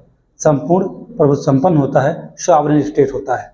तो भारत इसीलिए क्या है? एक सॉवरेन स्टेट है। ये तो परिभाषा बड़ी घिसी पिटी है, लेकिन मेरा मानना है, थोड़ा सा ला के आप अगर दृष्टि से सोचिएगा, कानून की दृष्टि से, तो आपके बात समझ में आएगी कि संपूर्ण प्रभुत्व संपन्न होता आखिर कौन है? वो होता है जो विधि बना सके और उसे लागू भी करवा दे, और लागू करने के बाद अगर उल्लंघन हो तो दंड भी दे। यानी कि विधि क्या है, जो संप्रभु व्यक्ति है ना, उसकी आज्ञा है, law is the command of sovereign. जो संप्रभु है उसी की आज्ञा विधि है। इतना सक्षम है कि अगर किसी ने गलती किया है और उसके कोई कानून बना के रखा है तो दंड भी देगा, दंड देने से रोक नहीं पाओगे। जैसे बांग्लादेश के मामले में अमेरिका और चीन इंटरफेयर करते रहते हैं। भारत ने जब 2019 में राज्य पुनर्गठन किया, जम्मू कश्मीर और किसका, लद्दाख का पुनर्गठन जब हो रहा था तो बड़ा इंटरफेरेंस, अंतर्राष्ट्रीय दबाव बना, क्योंकि भारत क्या था, संपूर्ण प्रभुत्व संपन्न। कहाँ, जो इसका भूभाग है भारत का 32,87,263 वर्ग किलोमीटर का क्षेत्र, उसमें इसके संविधान का क्या है, जलवा है, यानी पूरी तरह लागू है, ये कण कण में है ये। उसके अलावा भी 200 नॉटिकल मील की बात करोगे कहाँ, सागर के अंदर, वहाँ भी संविधान है। जहाँ जहाँ क्या हमारे जलयान जाएंगे, जहाँ जहाँ हमारे वायुयान जाएंगे, वायुयान जहाँ लैंड कर जाएगा, जिस भूमि पे लैंड कर जाएगा वो भूमि सीधा सीधा किसका है, भारत का है। भारत के दूतावास जहाँ जहाँ हैं जिन देशों में, उन दूतावास का चाहे जितना स्क्वायर फीट लैंड होगा, तो ये बात आप समझिएगा, उतनी भूमि पर संविधान है। संविधान की क्या है, प्रभुता है, यानी सरकार की प्रभुता है, इस देश की प्रभुता है, क्योंकि भारत क्या है, एक संपूर्ण प्रभुत्व संपन्न देश है। आपने जो आंतरिक और बाह्य कह के बांध दिया वो कम हो गया, लेकिन ये समझिएगा कि वास्तव में संविधान हमारा कहाँ कहाँ है। भारत का कोई भी नागरिक भारत से बाहर जाता है कमाने के लिए या किन्हीं कार्यों के लिए, उससे कुछ भी हो जाता है, जितने कदम चलेगा, चाहे अमेरिका जाए, फ्रांस जाए, चाइना जाए, नेपाल जाए, जहाँ जी में आए वहाँ जाओ, लेकिन तुम्हारे साथ कौन जा रहा है, संविधान। आप भाई वो अमूर्त है, ऐसा नहीं हाथ लेके जाना संविधान को। जैसे भी सदन में विपक्ष वाले नेता सब संविधान लेके गए थे, वो ले जाने की जरूरत नहीं है, जहाँ जाओगे खुदे जा रहा है, वो तो तुम्हारे भाई आपके बेंच में है, वो आपको दिखाने की किताब की जरूरत नहीं, संविधान लेके घूम रहे हैं। वो तो दिखावा है, छलावा है, छलने का छलावा है कि छल लो किसी को दिखा करके, जो सही चीजें हैं। ये तो संविधान वो है जो आपके साथ आपके ना चाहते हुए भी जाएगा। या तो कहे तो हम, जैसे सपोज कल्पना करिए कि आप जा रहे थे कनाडा और संविधान भी पीछे आ रहा हो, मान लो कि वो मूर्त अवस्था में है, आपने कहा वापस जाओ, हमें साथ ना चलो, वो नहीं कहेगा ना, तो या तो तू हमका छोड़ दिया, यानी या तो कह दो आई हेट यू, अब मैं कनाडा से प्यार करता हूँ, तो आई हेट यू कहो मुझसे, तो मैं रुक जाऊंगा, भी नहीं जाऊंगा तुम्हारे साथ। तो कहेंगे इसका तरीका अच्छा क्या है, मुझे त्याग दो। क्या, कैसे त्यागोगे, मेरी नागरिकता छोड़ दो मेरे देश की, मैं जहाँ लागू हूँ तुम्हें उसे छोड़ना पड़ेगा, वहां रहते हुए तुम मुझे नहीं छोड़ पाओगे। तो जैसे कहता कि अब वही है कि जल में रहो और किसी से दुश्मनी मोल लो, जलीय जीव एक होता है ना, क्या कहता है, जल में रहने वाला जीव मगरमच्छ से क्या बैर कर सकता है, नहीं, निकल जाएगा। वहीं जब हो तो उसका कहना मानना पड़ेगा। जंगल के शेर के साथ उसमें नहीं रहोगे तो जंगल छोड़ दो, जाओ वहाँ नहीं रहना आप। तो संविधान कहता ना, हमको या तो छोड़ो तो नागरिकता छोड़ दो, हमारे इस लैंड की जहाँ मैं हूँ, जहाँ जितनी भूमि पे मैं लागू हूँ, अगर तुम मुझसे बचना चाहते हो तुम्हें वो छोड़ना पड़ेगा। तो जाओगे कहाँ भाई, जाओ वहीं कनाडा में रहना। तो ये वहाँ जाएगा। अब इसका एग्जाम्पल सटीक है। हमारे यहाँ से कुछ मजदूर दुबई गए थे और उन मजदूरों के साथ बहुत गलत बर्ताव हुआ। कहाँ, दुबई में। उसमें से कुछ मजदूर फंस गए थे ऐसी जगह कि जैसे पूरी तरह रेगिस्तान, और वहाँ कुछ काम हो रहा था और उन्हें खाने को नहीं मिलता था, उनके साथ बड़ा दुर्व्यवहार हो रहा था। तो उन्होंने एक वीडियो किसी तरीके से बना करके वायरल कर दिया था, जिसमें लोग आ रहे थे कि मोदी से अपील कर रहे थे कि आप मुझे बचाइए, मैं आके फंस गया हूँ। तो फिर सरकार ने उसका संज्ञान लिया था और उस समय वो हमारे यहाँ विदेश मंत्री थी सुषमा स्वराज, मोदी जी का पहला कार्यकाल की बात कर रहा हूँ। तो सुषमा स्वराज जी ने तुरंत उस पर संज्ञान में लिया था और उन लोगों को सुरक्षित भारत लाया था। लेकिन किस आधार पे, संविधान, क्योंकि वो नागरिक थे भारत के। जहाँ भारतीय दूतावास है, हम कहाँ चले जाएं, या हम नहीं, भारत का नागरिक हो चाहे ना हो। शेख हसीना ही थी, शेख हसीना को यहाँ आने की क्या जरूरत थी भारत। अरे बेहूदी, उसको पता ही नहीं होगा कि दूतावास हिंदुस्तान का कहाँ, बांग्लादेश ढाका में है। अगर शेख हसीना, एक बहुत अच्छा एग्जाम्पल है, शेख हसीना भारत जो आई, दिल्ली भाग के आई थी, अगर शेख हसीना भारत ना आती और कहाँ चली जाती, भारतीय दूतावास गेट के अंदर एंट्री कर लेती। जैसे गेट के अंदर एंट्री करती, बांग्लादेश चाइना चाहे जो देश चाह लेता, उस दूतावास के अंदर कुछ भी नहीं कर सकता है, क्योंकि दूतावास भारत की प्रभुता है, संपूर्ण प्रभु संपन्न देश है, या उसकी संप्रभुता, उस सॉवरेनिटी वहां उसकी है। आप इंटर कर गए हैं, गेट के अंदर हो गया है, अगर शेख हसीना हो जाती तो बांग्लादेश कोई उसे छू नहीं सकता है। अगर छू दिया, अगर शेख हसीना, चूंकि राजनीतिक अपराधी है ना वो, अगर राजनीतिक अपराधी को शरण दिया जा सकता है, धार्मिक अपराधी को शरण नहीं दिया जाएगा। तो राजनीतिक अपराधी है तो शरण देने का भी एक नियम होता है, एक अनुबंध है अंतर्राष्ट्रीय स्तर पर। तो शेख हसीना अगर उस दूतावास में, इंडियन एम्बेसी में इंटर कर जाती और बांग्लादेश के चाहे जो भी कुछ करते, या अन्य देश के सपोर्ट में, मान लो अमेरिका ही बम गिरा देता जाके वहाँ, या चाइना ही गिरा देता, पाकिस्तान गिरा देता, अगर उस दूतावास पे कुछ गिर गया तो समझिए कि भारत की संप्रभुता को चुनौती दे दी गई है, और चुनौती दी गई तो वार होगा, युद्ध। ये है, यहाँ नहीं, जरूरत नहीं थी, वहीं सुरक्षित अपने देश में। अब हम मान लीजिए हम लोग भारतीय नागरिक हैं, अमेरिका में गए थे, क्या हुआ कि अचानक गलती से, ना जानते हुए भी, मतलब ना चाहते हुए, होता अक्सर लोग घूमने टहलने जाते हैं और कहीं लगा होगा, ऊपर घूम रहे हैं, ढकेल दिए, गिर गए, मर गई गर्लफ्रेंड है उनकी, अब तो फंस गए बेचारे, अब कैसे बचेंगे। हाँ, कभी कभी होता है, फिल्मों में अक्सर होता है ना ये। तो मान लो मर गई, किसी की हत्या आपके द्वारा होगी, कोई अपराध में आप फंस गए, अब बचना है तो ये एक भी बचाएगा आपको, कौन?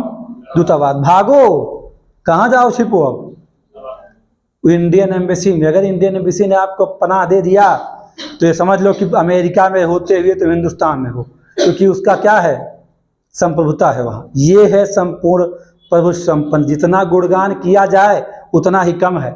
यानी संविधान निर्माता कितने महान थे भाई, क्या सोच थी। पढ़ते हुए तो आप कहेंगे बस 2 लाइन खत्म कर दो गुरुजी, जल्दी खत्म करके उद्देश्य क्या कर याद में पढ़ी हम, लेकिन इसके बाद इसके मूल को तो समझिए, क्योंकि मूल बात को जानने के भाई आपको प्रशासनिक अधिकारी बनना है। बिना संविधान तो वहाँ भी पढ़ना है, ट्रेनिंग में भी जाके, उससे भाग पाओगे नहीं। तो समझ गए इस शब्द को, ये शब्द बड़ा ही विशाल है। कोई यान, किसी आप एरोप्लेन से, भाई मान लिया अयोध्या एयरपोर्ट से आपने यात्रा शुरू की, कहाँ, दिल्ली, दिल्ली से जा रहे हैं अमेरिका, पता लगा वो प्लेन हाईजैक हो गया, कहाँ, जैसे पाकिस्तान में इधर रांची कराची में उतरा था, इधर डालने तो पता लगा हाईजैक करके उसको लेके चले गए कहाँ, अफगानिस्तान। वाह वाह, क्या बात है, ले जाओ। वो विमान 75 सीटर, 106 सीटर, 1.5 सीटर, जिस भूमि पे उतार दोगे, भले वह भूमि पाकिस्तान का हो, भले वह अफगानिस्तान का हो, जिस भूमि पे आपने उतार दिया, जहां वो लैंड कर गया है, उतनी स्पेस जहां है, वो प्लेन, वो हवाई जहाज, वो भारत की क्या है, संप्रभुता है। वो इसीलिए जमीन मूवी है, किसकी, इसकी जमीन मूवी है, नहीं जानते, अभिषेक बच्चन की है शायद, क्या, देखिएगा, साउथ में बनी है 2 मूवी, जमीन मूवी देखिएगा आप। जमीन क्या होता है, वो जमीन जितने पे वो लैंड कर दिया गया उतना भारत का है, छेड़ दो, क्योंकि जहां वो उसकी संप्रभुता जा रही है। तो इसलिए संविधान हमारे साथ जाता है, कहता है तू का जन्म ले पहले हम लागू तुम्हें पर, और जैसे तू सामने आई बा हम तुम्हारे साथ खड़े हैं, तुम्हें कुछ हो जाएगा बचाएंगे भी, तुम मर जाओगे तो भी तुम्हारी उस लाश को हम अंतिम संस्कार तक पहुंचाने की जिम्मेदारी हमारी है, क्योंकि तुम्हें हम आज के 21 में प्राण एवं दैहिक आज़ादी देते हैं। किस बात की, तुम्हारे देह का जो नष्ट हो चुका है उसको भी सही से संस्कारित कर दिया जाए। ऐसा ना मरे के बाद गांव वाले कहे का बांधो साले के, वो क्या नाम है, पेड़ पर लटका दो इसकी लाश को और इसे सड़ने दो, ऐसा नहीं कर सकते, करो, ये नहीं कर पाओगे। ये है, नहीं तो जानते हैं अभी भी ऐसा होता कि बहुत जगहों पर मरने के बाद कहते इसे लटका दो। कुछ देशों में ऐसा है, कुछ देशों में यही है, लेकिन यहाँ ऐसा नहीं। अब आप समझ गए होंगे कि संपूर्ण प्रभु संपन्न शब्द छोटा नहीं है, अभी मैंने बहुत कम बताया है, समझ गए आप। इसीलिए किसी भी देश जो संप्रभु देश होता है उसे कोई देश छेड़ नहीं। लोग कहते हैं बांग्लादेश भारत के ऊपर आक्रमण कर देगा, अरे भाई क्या हलवा है, क्या हलवा समझ रहे हो उसको, ऐसे करेंगे आप, ऐसे लड़ लेंगे। दूतावास की शक्ति को देखना है तो अक्षय कुमार की मूवी है एयरलिफ्ट और बेबी, 2 मूवी हैं, देख लीजिएगा मौका निकाल के। आप 2 मूवी हैं, आप समझ जाएंगे एम्बेसी क्या होती है, हमारे दूतावास की क्या औकात है, क्या उसकी शक्तियाँ, आप समझ जाएंगे। तो ये कह देना सिर्फ कि हाँ कोई अटैक कर देगा, ऐसा कुछ नहीं होने वाला है। आप ऐसा मत सोचिए, क्योंकि जब संप्रभुता पे आप अटैक करेंगे तब वो हमला करेगा। लोग कहते हैं भारत को बांग्लादेश से हमला कर देना चाहिए। क्यों कर दे भाई, पागल है क्या? जब तक उसकी संप्रभुता पे आप आंच नहीं आएगा तब तक वो नहीं करेगा भाई। लोग कहे हिंदुओं को वहां मारा जा रहा है, अभी उसकी संप्रभुता पे नहीं छेड़ा गया है ना। मंदिर तोड़ा जा रहा, ठीक है, उसके देश में नहीं है ना, उसके यहाँ के तोड़ो मंदिर। यही कर सकता है कि अपने जो इसके लोग जो फंसे होंगे वहां उनको बचाएगा बस। अब उसके नागरिकों के ठेका हिंदुस्तान नहीं लिया। अगर दुनिया भर के हिंदुओं का ठेका वो कैसे ले सकता है भाई? आप गए थे अपनी इच्छा अनुसार वहां रह रहे हैं, हम क्या करें उसमें? अगर तुम्हें इतना शौक था, जब तुम कमा रहे थे, मजे से जी रहे थे, तब तो तुम कहे कि हम यहीं रहेंगे, तभी चले आते हिंदुस्तान। तब तो आए नहीं, तुम्हें वही पसंद आया। अब आज जब सताए जा रहे हो तो कहो कि भारत याद आए। क्यों याद आए भारत? मत याद करो भाई, क्यों याद करो? पाकिस्तान में कोई मुसलमान कहे कि हम सताए जा रहे हैं, तो तुमने क्यों पसंद किया था? तुमने तो अपने उस जीवन को तुमने खुद ही चुना था, ना चुनते क्यों चुने भाई? यार ठेका थोड़ा लिया भारत, जो भारत के नागरिक है उनका 140 करोड़ का ठेका लिया है संविधान। बाकी किसी ठेका नहीं लेके बैठा, क्योंकि संविधान में बात तो लिखी नहीं गई है। शत्रु देश से वैसे घृणा करता है, चाहे बांग्लादेश हो, चाहे क्या कहते हैं वो आपका पाकिस्तान, चाइना, इनसे शत्रु देश भारत के। अफगानिस्तान, इनके नागरिक यहाँ नहीं आ सकते। तो आप हिंदू के नाम पे कोई मतलब नहीं कि हिंदू राजनीति करो, कोई फायदा नहीं। बांग्लादेश के हिंदू काट दिए या मार दिए, हम लोग उसका मतलब उससे भाई नहीं है, मतलब है। अगर आपने अपने उस जीवन को खुद चुना है, आप वहां रहना चाहते थे, आप रहिए। बंटवारा हुआ, आप चले क्यों नहीं? चले आते। आपको तुम समय दिया गया था 1948 में कि आ जाओ बेटा, ये कहो कि हिंदुस्तान आके बस जाओ, हम रोक नहीं रहे, तो नहीं आए तुम। तो तुम्हें अच्छा लग रहा था, जब मोहब्बत थी तब हर चीज कबूल था, और जब थोड़ा सा वो हुआ तो कह रहे नहीं कबूल होती, कौन सी बात है, ये ना हो पाएगा। तो भारत क्यों जाएगा? तो लोग कहते हैं, आजकल शॉर्ट वीडियो देखते हैं कि अरे भाई भारत को, वहाँ के हिंदुओं को, भारत की बांग्लादेश में हिंदू सताया जा रहा, भारत को हमला कर दे। क्यों हमला कर दे? अरे भाई छेड़ो तो पहले इसको, तो हमला करेगा। अब उसके नागरिक हो जाना है, वो क्यों ठेका लिया? क्या हिंदू नाम ठेका लिया? अपने हिंदू तो इतने यहाँ पे 80% जनसंख्या 140 करोड़ में है, उनको सुरक्षित करे कि जाके उनको सुरक्षित करे? तो मतलब सीधा संपूर्ण जो प्रभु संपन्नता है वो हमारे लिए, उसकी पावर, उसके जो भी लॉ है, वो जिसने इसे क्या किया है, जिसने इसे अंगीकृत किया, अधिनियमित किया, समर्पित किया, उसके लिए है, सबके लिए नहीं है। ये बैठो बांग्लादेश में आज हिंदू के नाम पे लाल कपड़ा पहन लो, गमछा बांध लो, भाई आपने अपनी बर्बादी को खुद चुना था। हिंदुस्तान ने नहीं कहा था कि तुम यहाँ रहो ना। भाई गांधी ने कहा था कि जहां जी के मन कर रहे हम लोग कितना है, तो गांधी ने कहा जहां मन कहाँ रहो, तो तुम्हारा मन क्यों रह गया? चले आए होते। जो तुम्हें आभास नहीं था कि जब औरंगजेब जो है धर्म परिवर्तन करवा रहा था, तब नहीं समझ में आया था क्या? इतिहास नहीं जानते थे क्या अपना? संविधान तो इतिहास के मर्म को समझते लिखा गया है। आजादी तो दूंगा धर्म के, लेकिन अगर धर्म के साथ छेड़छाड़ करोगे तो क्या कर दूंगा? दंड दूंगा। ये मत सोचिएगा, ऐसा मत सोचिए कि पूरी तरह आजाद हो, जो मन को करो। धर्म का नाम बलि चढ़ा के देख लो, सहने देगा क्या? नहीं। मेरा कहने का सीधा मतलब, जो शब्द हैं, इन शब्द में संविधान का दर्शन है। आपने एक शब्द को देखा, संपूर्ण बहुत संपन्न, दूसरा समाजवादी। यहाँ दो बातें होती हैं। अगर आप समाजवाद को दो शब्दों में ले जाइए, एक में नहीं रख सकते हैं।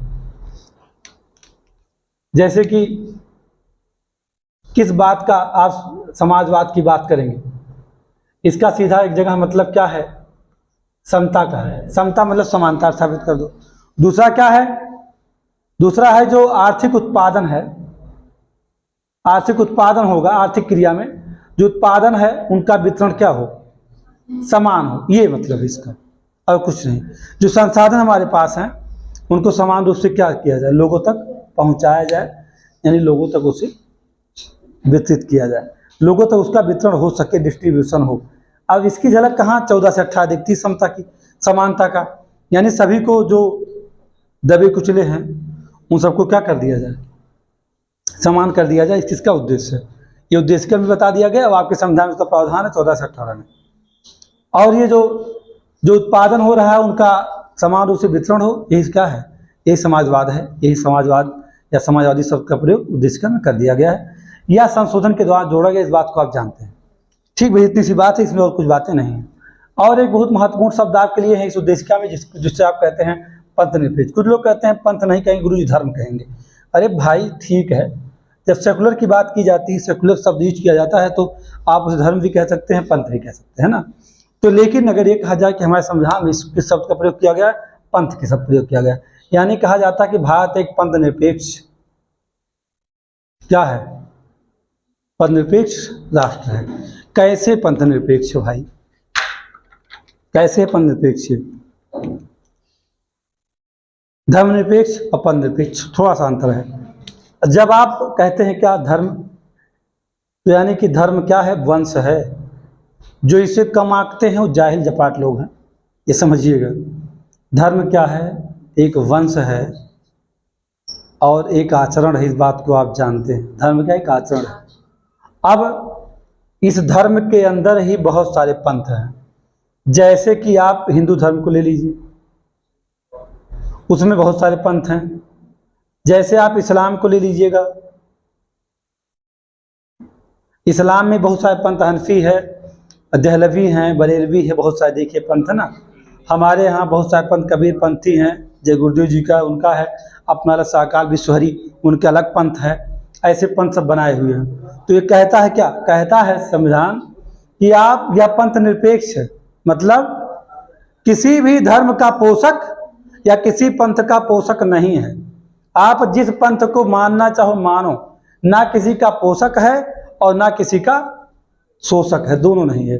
ना किसी का शोषण करेगा, ये आपको मानने से रोकेगा भी नहीं। अगर कहता धर्म तब पंथ क्या होता, क्योंकि पंथ में धर्म है।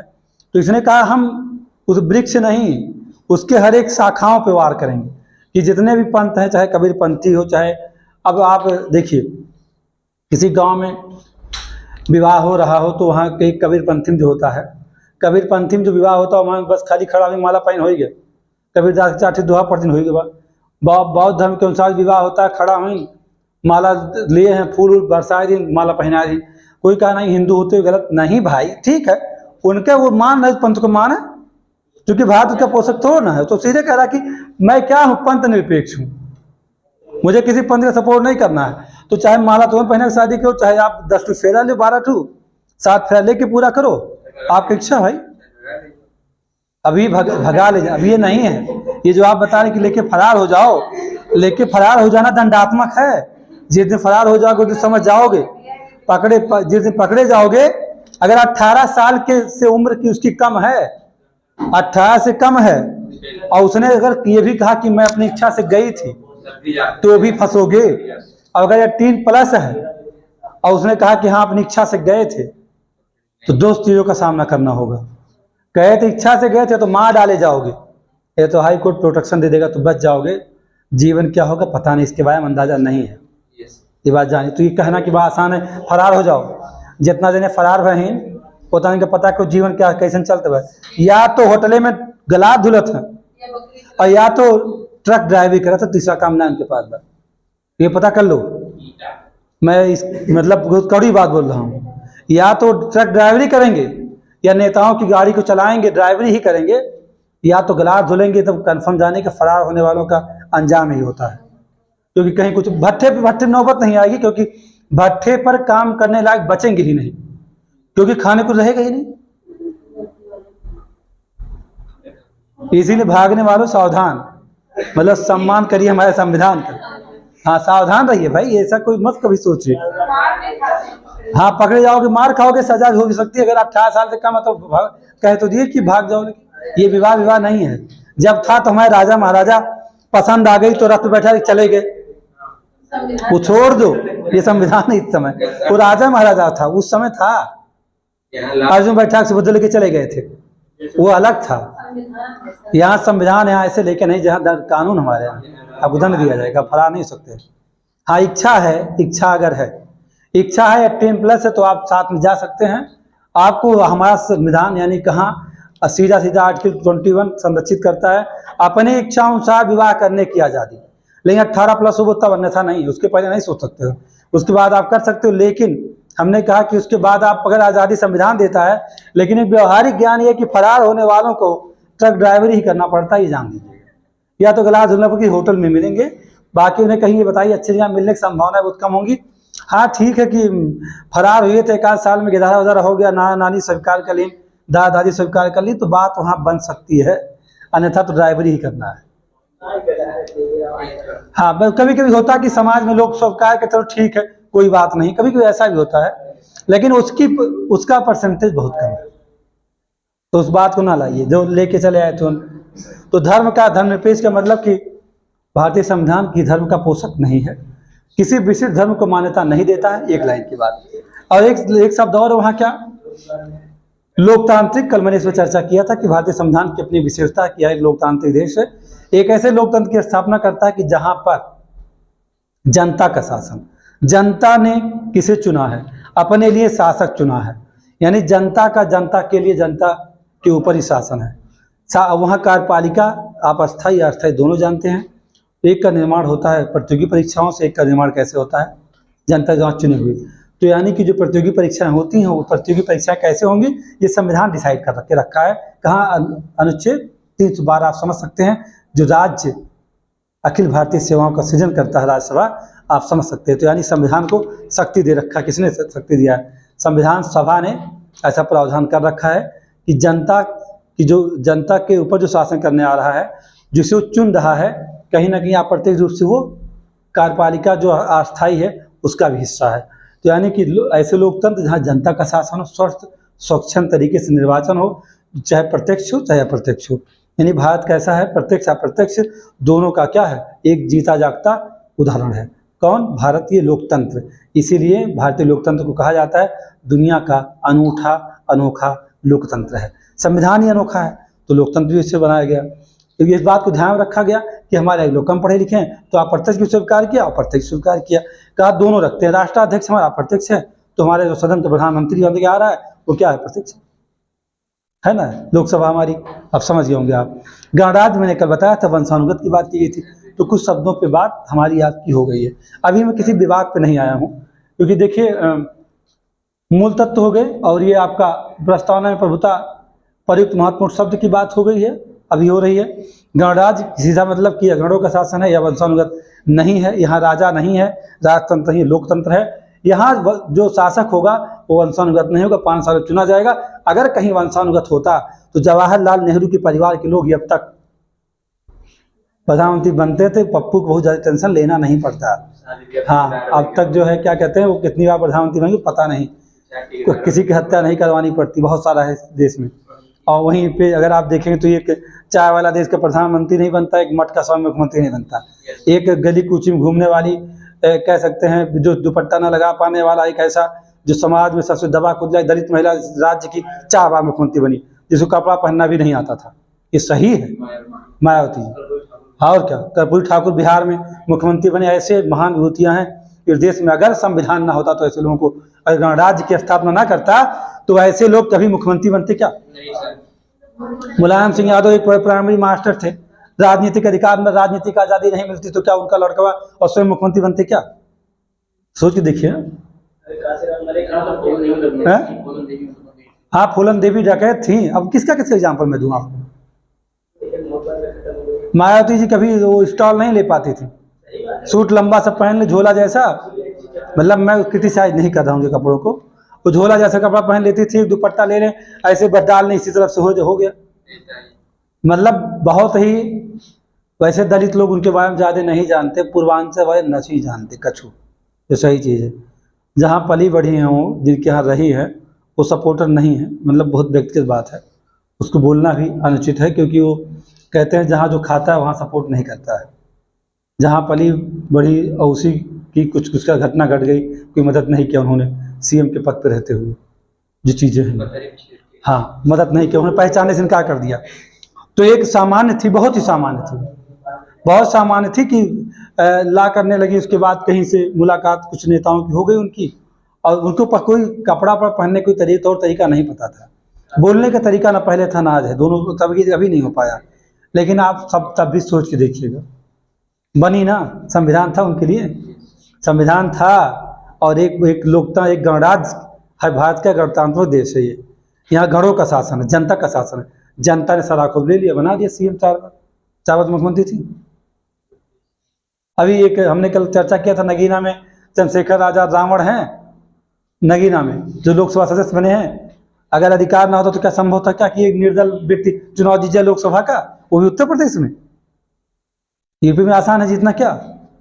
लोकतंत्र ही था, एक स्वच्छंद लोकतंत्र था, नहीं तो अयोध्या जैसी लोकसभा सीट पर एक दलित चुनाव जीत जाए जनरल के सामने, ये कैसे? अभी आप कंपेरिजन करेंगे तो यही है लोकतंत्र भारत, यही तो भारतीय लोकतंत्र की विशेषता है। आपको अंदाजा ही नहीं लगेगा क्या होने जा रहा है। हाँ, कब क्या हो जाएगा, जनता जिसको चाहेगी सर को बैठा लेगी, चुन लिया, क्या करोगे? ये है। अब समझ गए आप मेरी बात? तो ये 4-5 शब्द थे। शासन व्यवस्था संविधान का लक्ष्य, यानी शासन व्यवस्था कैसा हो और संविधान का लक्ष्य क्या था, यानी संविधान ने कैसे लक्ष्यों का निर्धारण किया है, उसको जानने के लिए आपको कहाँ जाना पड़ेगा? प्रस्तावना में ही एक शब्द है, क्या उसके लक्ष्य हैं? सामाजिक, आर्थिक, राजनैतिक, ये संविधान के लक्ष्य हैं, ध्यान रखिएगा। क्या सामाजिक न्याय करना है, आर्थिक न्याय करना है, राजनीतिक न्याय करना, 3 प्रकार का न्याय करना संविधान के लक्ष्यों का निर्धारण करता है। यानी संविधान किस लक्ष्य को पाना चाहता है, इसको पाना चाहता है। सामाजिक न्याय करेंगे, आर्थिक न्याय करेंगे, राजनीतिक न्याय करेंगे, इस पर चर्चा बहुत विस्तृत हमारी आपकी होने वाली है। और उसके बाद बात होती है किसकी? विचार की, व्यक्ति की, विश्वास की, धर्म की और उपासना की स्वतंत्रता। इसका संविधान का लक्ष्य है कि हर नागरिक को क्या विचार के, व्यक्ति की, विश्वास की, धर्म की और उपासना की स्वतंत्रता, प्रतिष्ठा, अवसर की समानता उसे दी जाए। और दूसरी बात लास्ट में अगर कहा जाए कि उसका एक सबसे बड़ा लक्ष्य कि व्यक्ति में गरिमा, व्यक्ति की गरिमा और राष्ट्र की एकता, अखंडता सुनिश्चित करने वाली बंधुता को बढ़ाई जाए। ऐसा भाईचारा के पे अगर मैं कहूँ तो शायद इस समय ठीक नहीं होता है। जातियाँ आपस में लड़ रही, धर्म में लोग लड़ रहे हैं, जिस धर्म में जहाँ जो है वो लड़ रहा है, जातिगत विभाजन ऐसा है देश के अंदर, वहाँ भी लोग लड़ रहे हैं। तो ये मैं नहीं कहूँगा कि संविधान का लक्ष्य पूरा हो रहा है, ये लक्ष्य नहीं पूरा हो पा रहा है, क्योंकि कहा गया कि सब व्यक्ति में गरिमा और राष्ट्र की एकता, गरिमा में जीवन जियो, सुखी जीवन के हो कि कोई छुआछूत ना, कोई भेदभाव ना हो, भेदभाव ना हो। भेदभाव आ गया तो गरिमा में जीवन रहा क्या? नहीं रहा। भेदभाव ना हो रहा, इसमें क्या होगा? तब राष्ट्र की एकता बनी रहेगी, अखंडता कायम होगी, सुनिश्चित करने वाली बंधुता यानी भाईचारे को बढ़ावा दीजिए। ऐसे भाईचारे बढ़ावा नहीं दिया था। हम जिस धर्म से संबंधित हैं अगले धर्म के साथ घृणा करते हैं। हमारा धर्म क्या है? हमारी गंगा हमारे लिए पवित्र है। हम कहते हैं कि ये गंगा जल है हमारे लिए, गंगा नदी नहीं कहते हैं, हम कहते हैं गंगा जल है, ये बड़ा पवित्र है। तो हमें उस जमजम से घृणा क्यों हो? हाँ भाई, हमें जम से घृणा क्यों? हाँ, जब हमारी गंगा पवित्र है हमारे लिए, तो उनका जो जमजम है उससे घृणा करने वाले कौन होते हैं? यानी हमारे अंदर कहीं ना कहीं जो इसका लक्ष्य है बंधुता बढ़ाने के लिए, हमें ये होना चाहिए व्यक्ति गरिमा, राष्ट्र की एकता, अखंडता कायम करने वाली बंधुता को बढ़ाएंगे तो बंधुता कैसे बढ़े, भाईचारा कैसे बढ़ेगा? नहीं बढ़ेगा। तो ये इसकी बात की, ठीक। तो इसका लक्ष्य था। आपसे पूछा जाए, आपसे कभी ये सवाल किया जाए कि ये बताइए कि संविधान का लक्ष्य क्या है, तो लक्ष्य ये छिपा हुआ है। लक्ष्य ये है 1, ये लक्ष्य है 1, 2, 3 और 4, ये यहाँ आएंगे जवाब। ये लक्ष्य है संविधान के। आपसे कभी पूछा जा सकता है और प्री एग्जाम में पूछा गया है, यही 2, 3, 5 है जो हमने कहा 3, 5, 2, 1, यही पूछा जा चुका। तो कितना महत्वपूर्ण है प्रेम्बल, इसलिए हमने इसको लिखा था कि ये बातें आपको बहुत अच्छे क्लियर किया जा सके। बाकी उपयोगिता क्या, महत्ता क्या है। आपको दूसरी चीज इसमें एक चीज और बताया गया क्या कि संविधान के अंगीकरण और अधिनियमन की तिथि है। अगर आपसे सवाल किया जाए कि संविधान के किस अनुच्छेद में संविधान को अंगीकृत और नियमित करने, अर्पित करने का प्रावधान है, तो बता दें संविधान किसी अनुच्छेद में नहीं है, या कहाँ है? उद्देशिका में है, और उद्देशिका का अंतिम पैरा में है, ये बात ध्यान रखिएगा। और कल मैंने एक बात आपको बता ही दिया था कि जो है संविधान में अनुच्छेद हैं, खंड हैं, उपखंड हैं, परंतुक हैं, ये आप जाने रहिएगा। और शब्दों के साथ जितने शब्द होते हैं उस पर हमने आपसे बात कर लिया है। समाजवादी मैंने बता दिया, लेकिन जो मेंस के लिए लिखना होता है सब पे एक डायग्राम अपना बनता है। जैसे कि अब बात किया जाए कि प्रस्तावना में प्रयुक्त शब्द कौन से हैं, तो सारे शब्दों को आप क्लेरिफाई करिए। संपूर्ण, प्रभु संपन्न, समाजवादी, पंथ निरपेक्ष और लोकतांत्रिक, गणराज्य, स्वतंत्रता को भी करिए और न्याय को करिए। न्याय जब लाएंगे तो हम तीनों शब्दों को क्लेरिफाई करते हैं, है ना। इसको कर, स्वतंत्रता जब लाएंगे तो उन 5 शब्दों को बताएंगे। जब हम क्लेरिफाई करेंगे किसे, और समानता की, तो प्रतिष्ठा और अवसर की। अवसर की समानता का अनुच्छेद 16 में है, समझ सकते हैं आप। तो एक एक शब्द को बताएंगे। अब हमें ये भी बताना पड़ेगा कि भारत के संदर्भ में ऐसा क्यों किया गया। 15 अगस्त 1947 से पहले भारत क्या है? क्या प्रभु संपन्न है? नहीं, निवेश है ना, उपनिवेश है। 15 अगस्त 1947 से 26 जनवरी तक क्या हुआ भाई? क्या बात है? 15 अगस्त 1947 को देश आज़ाद हुआ। अब फंसे हुए हैं। अब बताइए आप लोग मुझे, 15 अगस्त को देश आज़ाद हुआ 1947 को, तो 1947 के बाद देश क्या है? 15 अगस्त 1947 पहले भारत क्या है? एक उपनिवेश है। किसका? ब्रिटेन का उपनिवेश है। तो मुझे बताइए कि 15 अगस्त 1947 के बाद भारत क्या है? यानी क्या 15 अगस्त 1947 से लेकर के 26 जनवरी 1950 के बीच में देश क्या है आपका? हिंदुस्तान क्या है? सो रहे हो क्या बेटा? सुबह से आए हैं बस से, इसे नींद आ रही है ना? है तो नींद कहाँ आ रही है?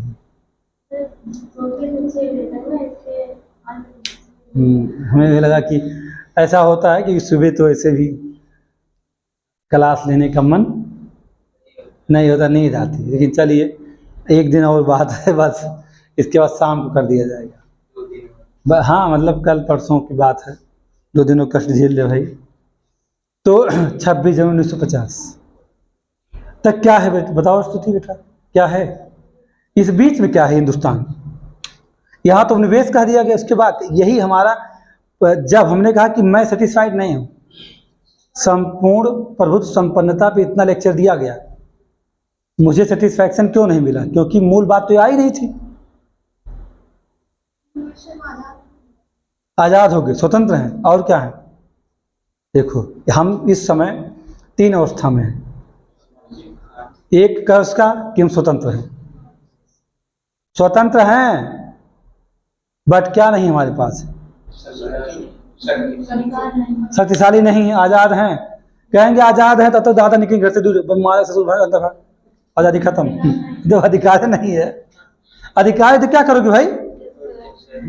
अभी इनसे कहा जाएगा विनीत आप आज़ाद हैं, कहेंगे हाँ सब स्वतंत्र हैं पूरी तरह। तो ऐसे कैसे स्वतंत्र? अभी जैसे फोन आया, हाँ बस आ रहे हैं, आज़ादी समाप्त हुई है। तो यानी 3 अवस्था बनेगी यहाँ, क्योंकि 26 जनवरी 1950 को जब संविधान लागू होगा तब ये संप्रभु राष्ट्र बनेगा ना, उसके पहले तो बनेगा नहीं। तो उसके पहले क्या है? उसके पहले स्वतंत्र है, और क्या डोमिनियन स्टेट है उस समय, हाँ अधिराज्य है, डोमिनियन है। और तीसरा क्या है? अघोषित संप्रभु है, अघोषित। अभी इस बात की घोषणा नहीं हुई है कि यह क्या है, संप्रभु राज्य है, यानी अभी यह अघोषित है। ये नया सवाल है यूपीएससी पीछे प्री में कि भारत कब अघोषित संप्रभु था, तब आप फंसेंगे। कब भारत डोमिनियन स्टेट है ये सन दे देगा। 15 अगस्त 1947 26 1950 के बीच भारत 3 अवस्था में है। पहली अवस्था क्या है? स्वतंत्र है।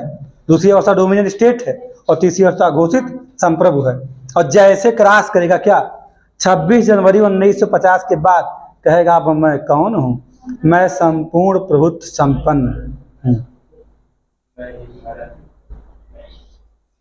अरे वो महाभारत ना कहिए, मैं ही भारत हूँ, वो कहेगा ही नहीं, कहीं चर्चा ही नहीं करेगा, अंतिम में बोलेगा अपने किस अनुच्छेद में कहेगा मैं भारत हूँ, अंतिम में कहेगा 393 में कहेगा ना कि मैं भारत का संविधान हूँ। उसके पहले नहीं बताएगा। कहीं किसी आर्टिकल में है क्या? दुनिया के सभी कानून, हिंदुस्तान के सभी कानून का पहला जो धारा होता है, पहले इस सेक्शन में बता दिया जाता है क्या कि मेरा नाम क्या है, मैं भारतीय न्याय संहिता हूँ, मैं भारतीय दंड संहिता हूँ, पहले में बताता है। इंट्रोडक्शन पहले ही सेक्शन बता देगा। लेकिन एक ऐसा विधि, एक ऐसा दस्तावेज भारतीय संविधान है जो पहले अपना नाम बताता नहीं। पहले क्या बताता है? अपना गुणगान करता है। कैसा गुणगान करता है? कहता है क्या, शुरू जब करेगा उद्देशिका में बता देगा सीधा, उद्देशिका तो किसी आर्टिकल में है नहीं, उद्देशिका में बता देगा किस बात को? आपसे बता देगा कि मेरा लक्ष्य क्या है, मेरे अंदर में है क्या, मेरी भावना क्या है। अगर तुम्हें अच्छा लगे तो एक्सेप्ट करो, नहीं तो ना करो, और ये भावनाओं को व्यक्त कर देता पहले ही। जैसे ही पार्ट 1 में जाता तो क्या कहता है? कहता है कि भारत राज्यों का संघ है, यानी क्या 32,87,263 वर्ग किलोमीटर पर भारतीय संविधान का जो भौगोलिक भूभाग है, प्लस जो जियोग्राफिकल बाउंड्री है उसकी, और जो विधिक बाउंड्री सीमा बनती है, वो हाँ कौन? मेरा है। कहता भूमि है। कहाँ? पार्ट 1 में कहता है। पार्ट 2 में क्या कहता है? कहता अब ये भूमि है ना, यहाँ रहने वाले आ रहे हैं, जनसंख्या आ रही है, यही नागरिक आ रहे हैं। घर खरीदा पृथ्वी पर कब? 26 जनवरी 1950 को घर खरीद लिया था इसने संविधान में, कहाँ, पृथ्वी पर। कितना भूभाग बोल दिया मैंने, खरीदा। फिर उसके बाद क्या किया, वहाँ कमरा ही बना दिया था अलग अलग। कितना कमरा वर्तमान में है आजकल, 28 8 36, या तो 36 कमरों का हिंदुस्तान है। और हर कमरे में एक एक रूम में इतने सब रूम बने हुए हैं कि अलग अलग भाषा, अलग अलग जाति, अलग अलग धर्म के लोग निवास करते। सोचो, एक रूम के अंदर। ऐसे ही एक रूम है पश्चिम बंगाल जिसकी दशा खराब है, अब समझिएगा भाई। एक तो 36 रूम बना लिया, यानी वो क्या है, उसने घूम लिया पहले पार्ट में, लैंड एक्वायर्ड कर लिया, ले लिया। दूसरे में नागरिक को बसा दिया घर बना के, रूम दे जाकर रहो सब लोग इसी में, जिस भाषा के मेल खाओ जाकर रहो साथ में।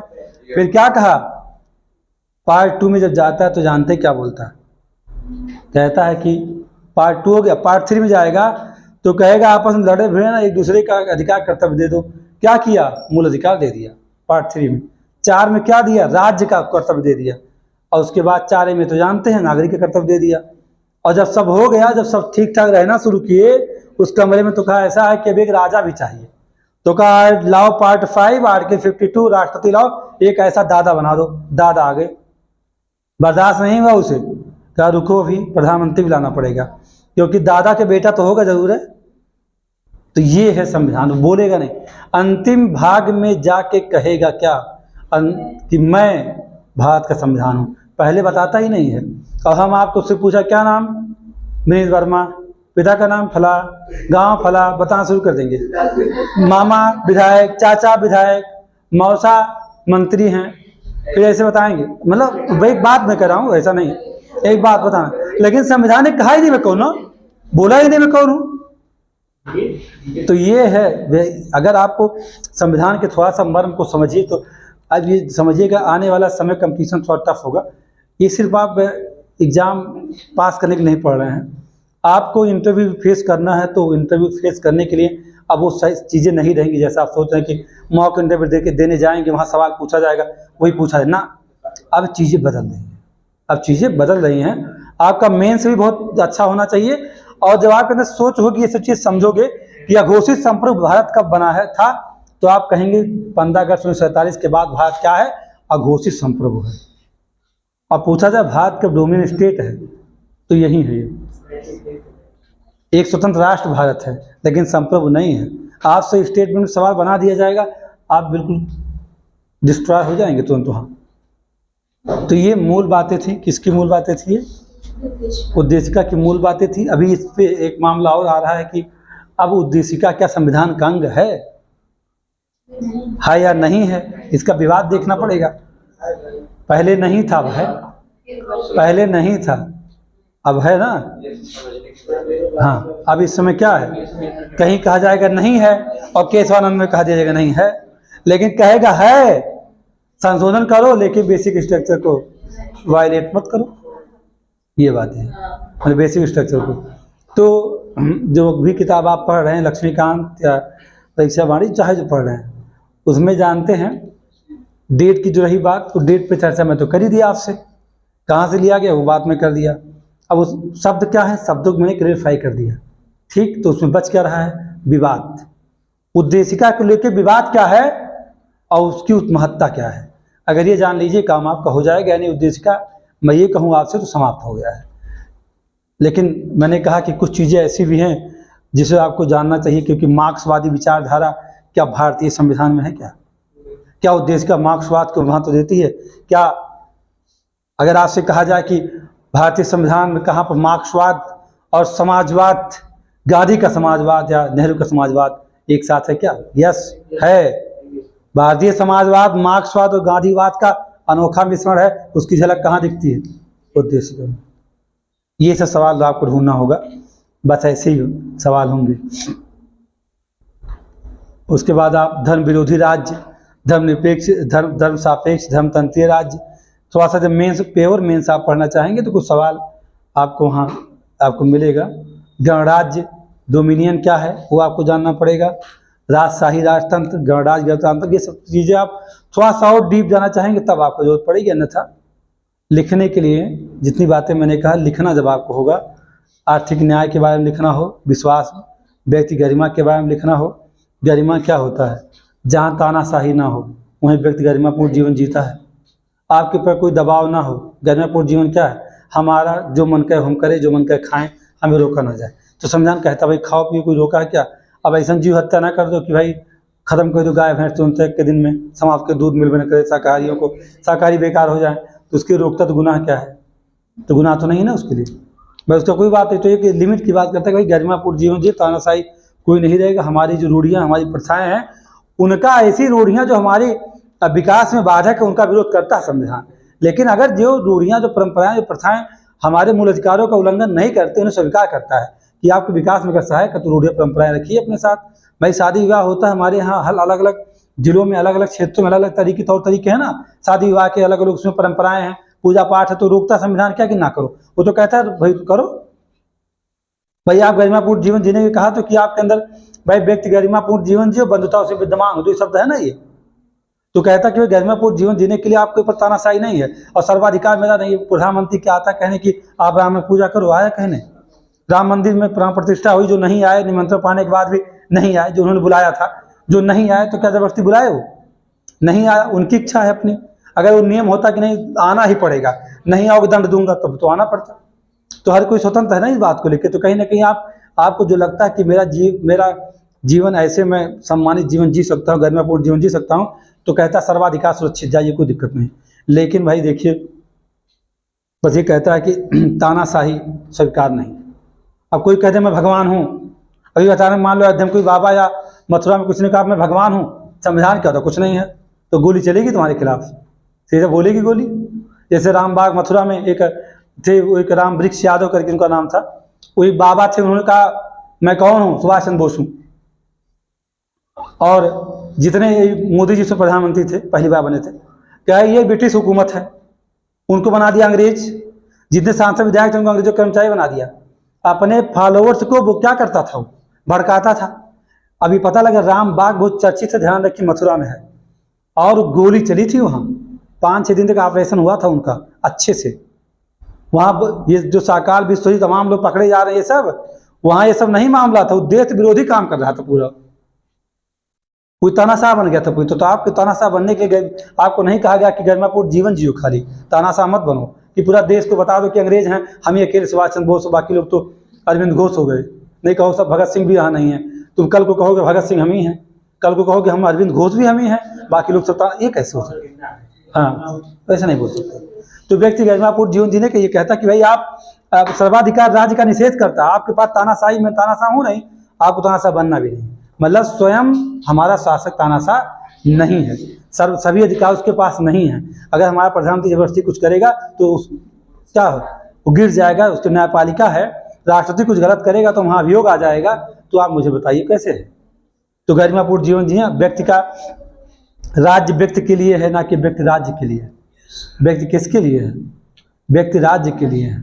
उसे गरिमापूर्ण जीवन जीना ही नहीं मिलेगा तो क्या फायदा उस राज्य में रहने का? वो कहे भैया हम नागरिकता छोड़ रहे हैं, अब हम जा रहे हैं। बंधुता हमने बताया था कि भाईचारा बनाओ, हिंदू मुस्लिम भाई भाई, भले ही गला बाद में काट ले एक दूसरे का, बात अलग है। जैसे एक, हाँ ये कहा गया हिंदू मुस्लिम भाई भाई, भाईचारा कैसे बनेगा? हिंदू हिंदू भाई भाई, मुस्लिम मुस्लिम भाई भाई, ये कैसे बना रहे हो? ये कहो हिंदू मुस्लिम भाई भाई, तब अच्छा लगेगा। नहीं कहो हिंदू हिंदू भाई भाई, मुस्लिम मुस्लिम भाई भाई, तब बंधुता नहीं बनेगा भाई, तो संविधान से। लेकिन वर्तमान की दशा तो यही है, वो दूर जा रहे हैं, हम उनसे दूर जा रहे हैं। नहीं समझे आप भाई? वो हमसे दूर जा रहे हैं, हम भी उनसे दूर जा रहे हैं, क्या करें? अब वो डिस्टेंस वो बढ़ता चला जा रहा है, जबकि होना नहीं चाहिए था। वो ये दूरी बड़ी जो है नागवार गुजरेगी किसी वक्त में, ये सही चीज़ें हैं। अगर दो चाहने वालों के बीच में दूरी बनती है तो वक्त बहुत ही वो नाजुक वक्त होता है, एक नाजुक दौर होता है, और जब वो दूर होते हैं तो विस्फोट होता है। ये सही चीज़ है, क्योंकि अगर कभी ऐसा भी समय हमारे देश में है कि जो लाइन हमने कहा कि हिंदू मुस्लिम भाई भाई, गंगा जमुनी की तहजीब वैसे नहीं कहा गया है, हिंदुस्तान में बसती है, वही उसी गंगा में वजू भी होता है, उसी गंगा में 5 बार डुबकी लगाई जाती है पूर्वजों को शांत करने के लिए, खुद को पवित्र करने के लिए, पाप धुलने के लिए। वही गंगा है ना, कोई और तो है नहीं। उसी गंगा में तो जब इस्लाम धर्म को मानने वाले लोग प्रवेश करते हैं तो वजू करते हैं, मतलब धुलते हाथ पैर और फिर नमाज अदा करते हैं, और उसी गंगा जल को पी के हम क्या करते हैं, श्री गणेश प्रारंभ करते हैं पूजा करना। तो फिर हमारी तो तहजीब ये है ना, हम तो, हमारे इतिहास तो है कि हिंदू मुस्लिम भाई भाई, लेकिन अब लोग क्या कर रहे हैं, तुले हैं इसी बात पे। कुछ मुट्ठी भर राजनेता लोग, मुट्ठी भर राजनेता जो हिंदू भाई भाई, मुस्लिम मुस्लिम भाई भाई, कुछ दिन बाद जाति वाले आ जाएंगे, फला जात के भाई भाई, बाकी सब कसाई। क्या करेंगे, वो यही हो रहा है। ये राजनीतिक लोग हैं, जो राजनीतिक लोग हैं, उनके समझ में खाली अपना उल्लू सीधा कर रहे हैं, बाकी नहीं। तो हाँ, हमने भी कहा था कि लोग एक दूसरे दूर जाने की कोई जरूरत नहीं है। देश की एकता अखंडता कब मजबूत होगी बता दीजिए। जब क्या होगा, हिंदू मुस्लिम सिख ईसाई भाई भाई, जितने लोग हैं सब भाई भाई, तभी तो अखंडता बनेगी। नहीं अखंडता कैसे बनेगी भाई। एक कमरा के पड़ोसी कहा था, उनका ऐसा मच्छर बहुत आ रहे हैं, 36 कमरा हिंदुस्तान में बना, एक कमरे में मच्छर भाई ज्यादा लग रहे थे, उसमें कहा मच्छर आ रहे हैं पाकिस्तान से, खिड़की बंद करो। कहा तो ना बंद करो हम।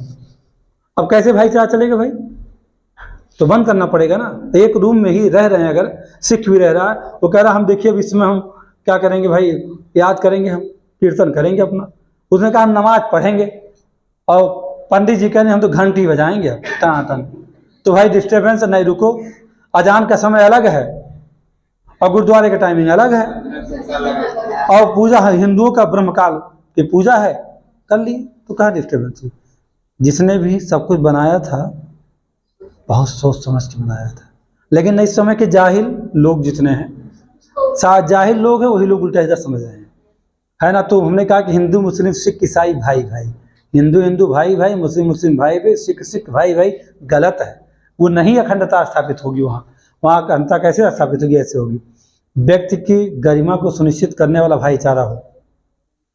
अब इनको टेंशन हो रही विनीत को कि आखिरकार सर आज फंसा दिए हैं, क्योंकि सबसे ज्यादा इनके अंदर जो एक होता है कि है ना, हाँ, क्षेत्रवाद, कट्टरता का एकदम चरम बिंदु, एक्सट्रीम पॉइंट। हाँ उसे बता रहे नहीं, उसे नहीं बता रहे। अरे तो ठीक है, वो ऐसा है, लेकिन वो उचित दूरी बना के रखे होंगे ना, ऐसा।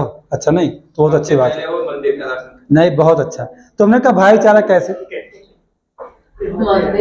जैसे कि भाईचारा के विरुद्ध क्या होता है। हरियाणा और राजस्थान आप जानते हैं, हरियाणा राजस्थान में खाप पंचायतें होती हैं। खाप पंचायतें जो होती है ना, उनमें दिखने वाली जो बंधुता होती है, वो मानव गरिमा के विरुद्ध है, वो जबरदस्ती करते हैं। क्योंकि आर्टिकल 20 में कहता है जीवन जीने का अधिकार में क्या है, प्राण एवं दैहिक स्वतंत्रता दोनों है। तो आप जब आज़ादी है आपको, तो आप जैसे चाहे वैसे जीवन, जो आपको रोका नहीं जाएगा। तो खाप पंचायत जबरदस्ती के निर्णय सुनाती है, तो गरिमा के विरुद्ध, भाईचारे विरुद्ध है नहीं वो। और अगर ये कहा जाए कि हाँ, क्योंकि उनकी कुछ रूढ़ियाँ, प्रथाएं, परंपराएं, सुप्रीम कोर्ट बार बार जजमेंट देता है, लेकिन वो लोग चुपके चोरी अपना काम निकाल देते हैं, कोई कुछ कर नहीं पाता। अब हमने कहा था कि अखंडता की बात करोगे, अखंडता मराठी कहते हैं, मराठा मराठियों का है भाई, जो महाराष्ट्र का है मराठियों का है, असम वाले कहते हैं असमियों का है, पूर्वांचल वाले कहें पूर्वांचलियों का है, अवध वाले कहें राम जी वाले जो यहीं रहेंगे। ये कैसे हो पाएगा, क्षेत्र क्षेत्र को बांट रहा है, गाँव गाँव को बांट रहा है, और इसी में पराठा सेक रहे हैं राजनीति करने वाले नेतागण, उसी सेक रहे हैं, वहाँ लोग सकवा भी रहे हैं। सकवा वो अच्छे से ऐसा समय तो खुद से उठवा ये जानिए, ये उद्देशिका थी। बहुत सारी बातें की गई और बहुत गहराई से बातें, आपको कुछ व्यवहारिक बातें भी समझाने का मैंने प्रयास किया। मेरे द्वारा जो सब बच रहा है, इसमें कुछ शब्दों पे और क्लेरिफाई करने की बात है, मेंस लिखना हो तो, नहीं तो प्रस्तावना की उपयोगिता और महत्व भूमिका बनाएंगे, महत्व निष्कर्ष, इस पर थोड़ी सी बातें करूँगा मैं कल आपसे अपने नेक्स्ट लेक्चर में। तब तक के लिए आप बने रहिए, बहुत ही आनंद आएगा प्रेमबल के साथ। संविधान की हर क्लास लाजवाब होगी, इतनी लाजवाब होगी क्या बताएं आपको। आप खुद ही अगर पूरा लेक्चर देखते हैं तो बहुत व्यवहारिक एप्लीकेशन मोड पे चीज़ें आपको दी जाएंगी। सारी बातें समझ में आए, अच्छा लगे तो जरूर शेयर करिए, लोगों तक पहुंचाइए। धन्यवाद।